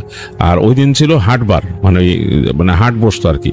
তো চিন্তা করলো যে আজকে যেহেতু হাটবার, এই বন্ধ হওয়ার সময় হয়েছে, দেখি কোনো মাছ টাছ পাই নাকি। তার খুব ইচ্ছা করতেছে যে ইলিশ মাছ খেতে আর কি। খুব ইচ্ছা করতেছে, তার মনে চাচ্ছে, কিন্তু তিনি চিন্তা করতেছেন এখন যে বউরে আবার পেড়া দিব এই মাছ নিয়ে, এগুলো ভাবতেছেন। তারপরে তিনি হাঁটতে হাঁটতে এই সুন্দর বাতাসে, এলোমেলো বাতাসে খুব আনন্দ নিয়ে হাঁটতে হাঁটতে তিনি চলে গেলেন, যে দেখতেছেন যে হাট বন্ধ হয়ে গেছে, মানে হাটের সবকিছু ক্লোজ করে ফেলতেছে, সবাই চলে গেছে মোটামুটি। তো তিনি যেখানে মাছ বসে, মানে মাছ নিয়ে বসে ওই এলাকায় ঢুকলেন, দেখলেন মোটামুটি বন্ধ। এক কোণার মধ্যে দেখলেন যে একটা লাইট জ্বলতেছে, ওই যে একদম মানে অল্প পাওয়ারের একটা বাতি জ্বলতেছে, ওখানে মাছ গোছাইতেছে একটা। তো তিনি গেলেন ওখানে, যে দেখতেছেন যে ওই লোক মাছ এরকম মানে উঠাই নিতেছে, মানে সবকিছু উঠাই নিতেছে তার ইসে। তো কিছু দেখলেন তিনি ছোটখাটো মাছ আছে এরকম, মানে ওগুলা মিক্সড মাছ, সেগুলো বিক্রি হয় নাই, তো সেগুলো এক পাশে চাপানো। আর দেখলেন যে একটা ছালা দিয়ে একটা কিছু ঢাকা। তো তিনি বলতেছে এটার মধ্যে কি? তো ওই লোক বলতেছে কিছু না। বলে আরে উড়ান মিয়া, দেখি না কি। তো ওই লোক উঠাবেন না, তারপর তিনি আরে ভাই দেখেন না, আমি দিমু না দাম, আমি কি আপনার থেকে এমনি নেবো, দেন না। তো ওই লোক বলে আমি নিজে নেওয়ার লিখে রাখছি, ভাই বাইর করেন না ভাই। তো বের করছে, বের করে দেখে ওইখানে 3টা ইলিশ মাছ। তো বলছে 3টা ইলিশ আপনি খাইবেন? তো ওই লোক বলতেছে হ্যাঁ আমি লয়ে যাবো ঘরে। কয় যায় আপনি আমার দিয়ে যান, 2টা দিয়ে যান, নাহলে আমি 3টাই নিতাম। একটা যেহেতু কইছেন ঘরে নেবেন, যান একটা নিয়ে যান, 2টা আমার দিয়ে যান, দাম ভালো করে দিব। তো ওই লোক অগত্যা, এবং ওই লোক চিনতো, মাছালা ওনাকে চিনতো, যেহেতু ওখানে উনি পার্মানেন্ট দোকানি, তামিমের মামার পার্মানেন্ট দোকান আছে এখানে, বেশ বড় দোকানি। তো ওই লোকটা শেষ পর্যন্ত এই দফা রফায় তাকে 2টা মাছ দেয়, এবং সে একটা নিয়ে যাবে, এবং ছোট মাছগুলো তামিমের মামা কিনে নেয়। তো ছালার ব্যাগ একটা ছিল, ছালার ব্যাগে ভরে তিনি আসতেছেন, রওনা দিয়েছেন, এবং ওই লোকের সাথে দাঁড়া একটু ধূমপানও করলেন, কারণ ওই লোকও সব বন্ধ করে চলে যাচ্ছে। তো তিনি একটু দাঁড়ায় থাকলেন, লোকটা সব বন্ধ করে যখন আসতেছে, তো উনি দাঁড়ায় ধূমপান করলেন, গল্প করলেন লোকটার সাথে, যে কি বাতাস দেখেন, এই লোক বসন্তের বাতাস অনেক সুন্দর, একটা দেখছেন ফুলের গান আসে? যে হ্যাঁ আসে। বলে যে এই যে এখানে গাছ আছে না, ফুলের গাছ, এগুলার থেকে আসে, অনেক সুন্দর। তো দুজন গল্প গুজব করে হেঁটে আসলেন রাস্তা পর্যন্ত। তো তারপরে তিনি হাঁটা দিলেন বাসার দিকে, ওই লোক আরেক দিকে চলে গেল, উল্টা দিকে। তো হেঁটে আসতেছেন তামিমের মামা, এবং এই সুন্দর এলোমেলো হাওয়া, ফুলের ঘ্রাণ, এগুলো এনজয় করতেছেন। কারণ তাদের ওইখানে কিছু মানুষজন আছে ফুলের চাষও করতো তাদের ওই গ্রামে। তো সুতরাং এই ফুলের ঘ্রাণগুলো পুরো ছেয়ে যেত বসন্তের সময়, রাতের বেলা বেশ ছেয়ে যেত। আর তিনি খুব মানে আনন্দ পাচ্ছেন, কারণ চাঁদের আলোতে রাস্তা ঝকঝক করতেছে। এরকম আস্তে আস্তে তিনি চলে আসলেন তার নিজেদের পুরনো ভিটার কাছ দিয়ে যাচ্ছেন। তার কাছে খুব মানে মনটা আনচান করতেছে, মনে হচ্ছে যে এই মাছ যদি যে বাড়িতে মার একটা দিতে পারতাম তাহলে ভালোই তো, মায়ের আনতো, মায়ে খাইতো। তো চিন্তা করতেছে, আবার তিনি চিন্তা করতেছেন যে এখন তো সব ঘুমায় গেছে, আমি যদি যে এখন বড় ভাইয়ের বউরে উঠাই তাহলে তো খুব চেতবো আর কি, বড় ভাইয়ের বউ, মানে এরকম রাত হয়ে গেছে গ্রামে, এরকম 9:30 10টা, মানে অনেক রাত। তো তিনি এগুলো চিন্তা করতে করতে হেঁটে নিজেদের ভিটা পার হয়ে নিজের এখন নতুন বাসার দিকে হাঁটা ধরলেন। এটা তার একটু মনটা খারাপ হয়, কারণ এত বছর এখানে মানুষ এসেছেন। হাঁটতে হাঁটতে একসময় সেই প্রাইমারি স্কুল পার হয়ে যখন আসতেছেন, প্রাইমারি স্কুলটা রাতের বেলা জানি কেমন লাগতো তার কাছে। এমনি তিনি যখন আসতেন তার ভালো লাগতো না জায়গাটা, কারণ প্রাইমারি স্কুলের পাশে একটা এরকম মানে এর বেতের ঝাড় ছিল, এবং তার পাশটা জানি কেমন, মানে তার কাছে কেন জানি ওই জায়গাটা আসলেই কেমন জানি লাগতো। আজকে আসার সময় তার কাছে জানি কেমন লাগতেছে। হঠাৎ করে তিনি দেখলেন বেত কিন্তু কাটা কাটা টাইপের এরকম হয়, ওই সাইড থেকে, মানে নিচু ছিল জায়গাটা, বেতের ঝোপ যেখানে, তার এখান থেকে একটু নিচু, ওই সাইড থেকে কি জানি বের হয়ে আসলো রাস্তার মধ্যে। তো তাকায় দেখতেছেন 2টা কুকুর। কুকুরগুলো বেশি বড় না, কিন্তু কালো কুচকুচে 2টা কুকুর, এবং তার দিকে তাকাই আছে, মানে মানে একদম তার দিকে তাকায় আছে, এবং চোখ 2টা জ্বলতেছে। তো ওনার কাছে একটু অস্বস্তি লাগলো। গ্রামের মানুষ তো এরকম রাতের বেলা অ্যাবনর্মাল জিনিস তারা একটু সেন্স করতে পারেন। তো ওনার হাতে কিন্তু কোনো টর্চ লাইট বা কিছু নাই। তো তিনি চিন্তা করতে করতে চিন্তা করলেন যে এই রাস্তার এই পাশে থাকবো না ওই পাশে থাকবো, কারণ কুকুরগুলো দাঁড়ায় আছেন, তিনি যেই পাশে আসতেছেন ওই পাশে। তো উনি রাস্তা ক্রস করে ওই পাশে গেলেন। তো যখন রাস্তা ক্রস করে ওই পাশে গেছেন, কুকুর 2টা ডেকে উঠলো, বাট সুর করে, অনেকটা যেভাবে কাঁদে এরকম, মানে কেমন করে জানি সুর করে ডাক দিল 2টা। এবং মনে হচ্ছে তিনি যখন কাছে আসতেছেন তখন কুই কুই করতেছে এরা, মনে হচ্ছে নিজেদের মধ্যে কি কি বলতেছে। এবং তিনি দেখলেন যে দৌড়ায় রাস্তার মাঝখানে চলে আসলো কুকুর 2টা। তো ওনার কাছে একটু ভয় লাগছে যে কুকুর রাস্তার মাঝখানে যখন চলে আসছে, তিনি করলেন কি, কুকুরদের ভয় দেখানোর জন্য যেটা করতো আর কি, ওই মাটিতে হাত দিলেন যে ইট তুলবেন এরকম কিছু। তো ওইটা দেখে দেখা গেলো কুকুরগুলো গরর করতেছে। তো ওনার কাছে একটু সেন্সটা অন্যরকম লাগলো, মনে হলো যে এটা কি মানে উল্টা পাল্টা কিছু নাকি। তো তিনি দোয়া পড়ে তারপরে ওই ইটটা ছুঁড়ে মারলেন। তো তারপরে ইটটা ছুঁড়ে মারলো, কুকুর যেটা ছিটকায় সরে গেল, ওখান থেকে সরে যায় রাস্তার পাশে দাঁড়ায়, যে ওই যে বেত গাছের ওই সাইড দাঁড়া আবার কুকু করতেছে।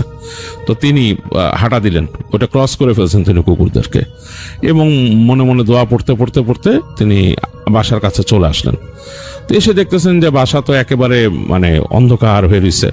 হ্যাঁ, চাঁদের আলো এসে পড়ছে, তার টিনের চালের মধ্যে পড়ছে, গাছপালাগুলো বাতাসে দুলতেছে। তো তিনি বাসায় এসে হাঁক দিলেন, বাসার বাইরে তার স্ত্রীর নাম ধরে হাঁক দিলেন, মানে জোরে ডাক দিলেন। তো একটু পরে দেখলেন যে তার এই দরজা খুলছে ঘরের, এবং তার স্ত্রী বেরিয়েছে হারিকেনটা হাতে নিয়ে, বেশ বাড়ানো।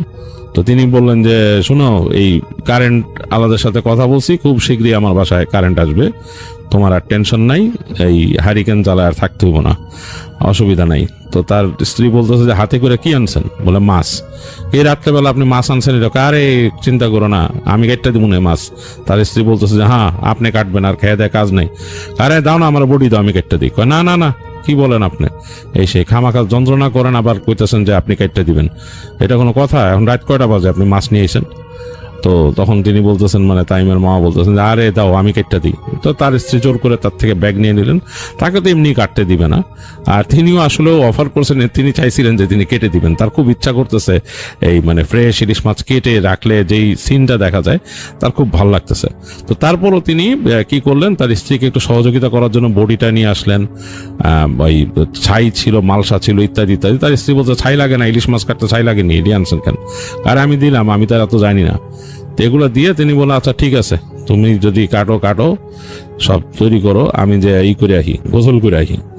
তো তামিমের মামা কিন্তু বাসার মধ্যে টিউবওয়েল লাগাইলো, টিউবওয়েলে পানি দিয়ে তিনি গোসল করতেন না, তার পুরনো অভ্যাস। এবং তিনি কিন্তু এই যে তার এই জমির পাশে, এই যে এখানে যে ঘর বানাইছেন তার আগেই, তারও অনেক আগের থেকে তাদের একটা পুকুর ছিল এখানে, ওই পুকুরে মাছ চাষ করতেন তারা। তো এই পুকুরটাকে তিনি রাখছেনই, এখন ওই যে গোসল করেন এসে। তো তিনি রাতের যে তার ঘর থেকে তার ওই যে কাপড় চোপড় গামছা এগুলো নিয়ে, সাবান নিয়ে তিনি হাঁটা দিলেন ওদিকে। তো তার স্ত্রী একটু তাকালেন, একটু বিরক্ত, এবং এই রাতের বেলায় যে গোসল করতে যাওয়া এটাও তার পছন্দ না, কারণ এই যে বাঁশঝাড়গুলো এগুলোর মধ্যে দিয়ে তাকে যাইতে হয় যে ওখানে, এবং তিনি তো একটু ভয় পান। ওই যে বলছে ঢিল পড়ে তার টিলের চালে, তার কাছে এটা ভয়ের মনে হয়। এই যে রাতের বেলা স্বামী গেল, মাছ নিয়ে আসছে, এখন মাছ কাটতেছেন তিনি উঠানে। তো যাই হোক, তিনি তাকায় দেখলেন যে তামিমের মামা চলে গেল পুকুরের দিকে, আর তিনি বসলেন মাছ নিয়ে। তার কাছে মানে আসলে তিনি কুল কিনারা পাচ্ছেন না, তার কাছে মনে হচ্ছে যে একটা বিরক্তিকর জিনিস এই মাছ এখন তিনি কাটবেন, এবং দুইটা মাছ, এবং সাথে ছোট মাছ আছে। এই মাছ এখন তিনি কাটবেন কেমনে? আবার তার এই চুলা প্রিপেয়ার করতে হবে, কাঠের লাকড়ি টাকড়ি দিয়ে আগুন জ্বালাইতে হবে, এবং তারপরে তাকে পেঁয়াজ কাটতে হবে, আরো কাজ করতে হবে। তো এগুলো নিয়ে তিনি মানে একটা কনফিউজড, কি করবেন আগে। তো তখন চিন্তা করলো যে আমি এক কাজ করি, একেবারে অন্ধকার তো জায়গাটা, এই হারিকেনের আলোতে খুব বেশি হচ্ছে না, চুলাটাকে প্রিপেয়ার করি আমি, তারপরে আমি মাছ কাটতে বসি, চুলা জ্বলুক, অসুবিধা নেই। তো তিনি চুলার মধ্যে আগুন দিলেন, আগুন দিয়ে ওই যে লাকড়ি দিয়ে পাটখড়ি ইত্যাদি দিয়ে চুলাকে জ্বালানো শুরু করলেন। তো চুলাটা জ্বলতেছে, একটু ওই যে তেল দিয়ে দেয় কেরোজিন, এটা দেওয়াতে একটু পরে দাউ দাউ করে জ্বলা শুরু করলো চুলা। এবং এই চুলা জ্বলাতে একদিক দিয়ে তার ভালো হয়েছে যে তার কাছে একটু ওয়ার্ম লাগতেছে, এবং আলো বেড়ে গেছে। আর তিনি তখন চিন্তা করলেন যে এখন মাছটা নিয়ে বসি। তো মাছটা নিলেন, মাছটা তিনি পানি নিয়ে আসছেন মালসায় করে, মাছ ধুলেন এবং আরেকটা ইসের মধ্যে রাখছেন মাছ। তো একটা মাছ নিয়ে তিনি কাটা শুরু করলেন। তো কাটতেছেন এবং দেখতেছেন যে মাছের মাথা কেটে দেখতেছে ভিতরে ডিম আছে, টেনে বের করলেন পেটা এগুলা, এবং তার কাছেই লাগতেছে। তো তিনি যখন এটা করতেছেন খুব মানে নিবিড় মনেই তিনি মাছ কেটে বের করতেছিলেন সবকিছু, মানে ভেতরের জিনিসপত্র, এবং তারপরে কাটবেন আর কি। এই সময় তার কাছে মনে হলো তার ঠিক ঘাড়ের পেছনে নিঃশ্বাস ফেললো, কেমন জানি একটা, মানে কেউ যদি উকি দিয়ে ঘাড়ের পিছন থেকে কিছু দেখে নিঃশ্বাস ফেলে সেরকম। তো তিনি মানে কেঁপে উঠে তাকাইলেন, তাকায় দেখতেছেন যে না, পিছনে কেউ নাই, পুরো ফাঁকা। এই সময় তার মনে হলো তার সামনে দিয়ে বাঁশঝাড়ের কোনা দিয়ে কেউ যেন হেঁটে গেছে, অনেকটা মনে হচ্ছে যে মানে কালো শাড়ি পরা কেউ হেঁটে গেল, এরকম মনে হচ্ছে, মানে চোখের কোনায় ফর এ গ্ল্যান্স।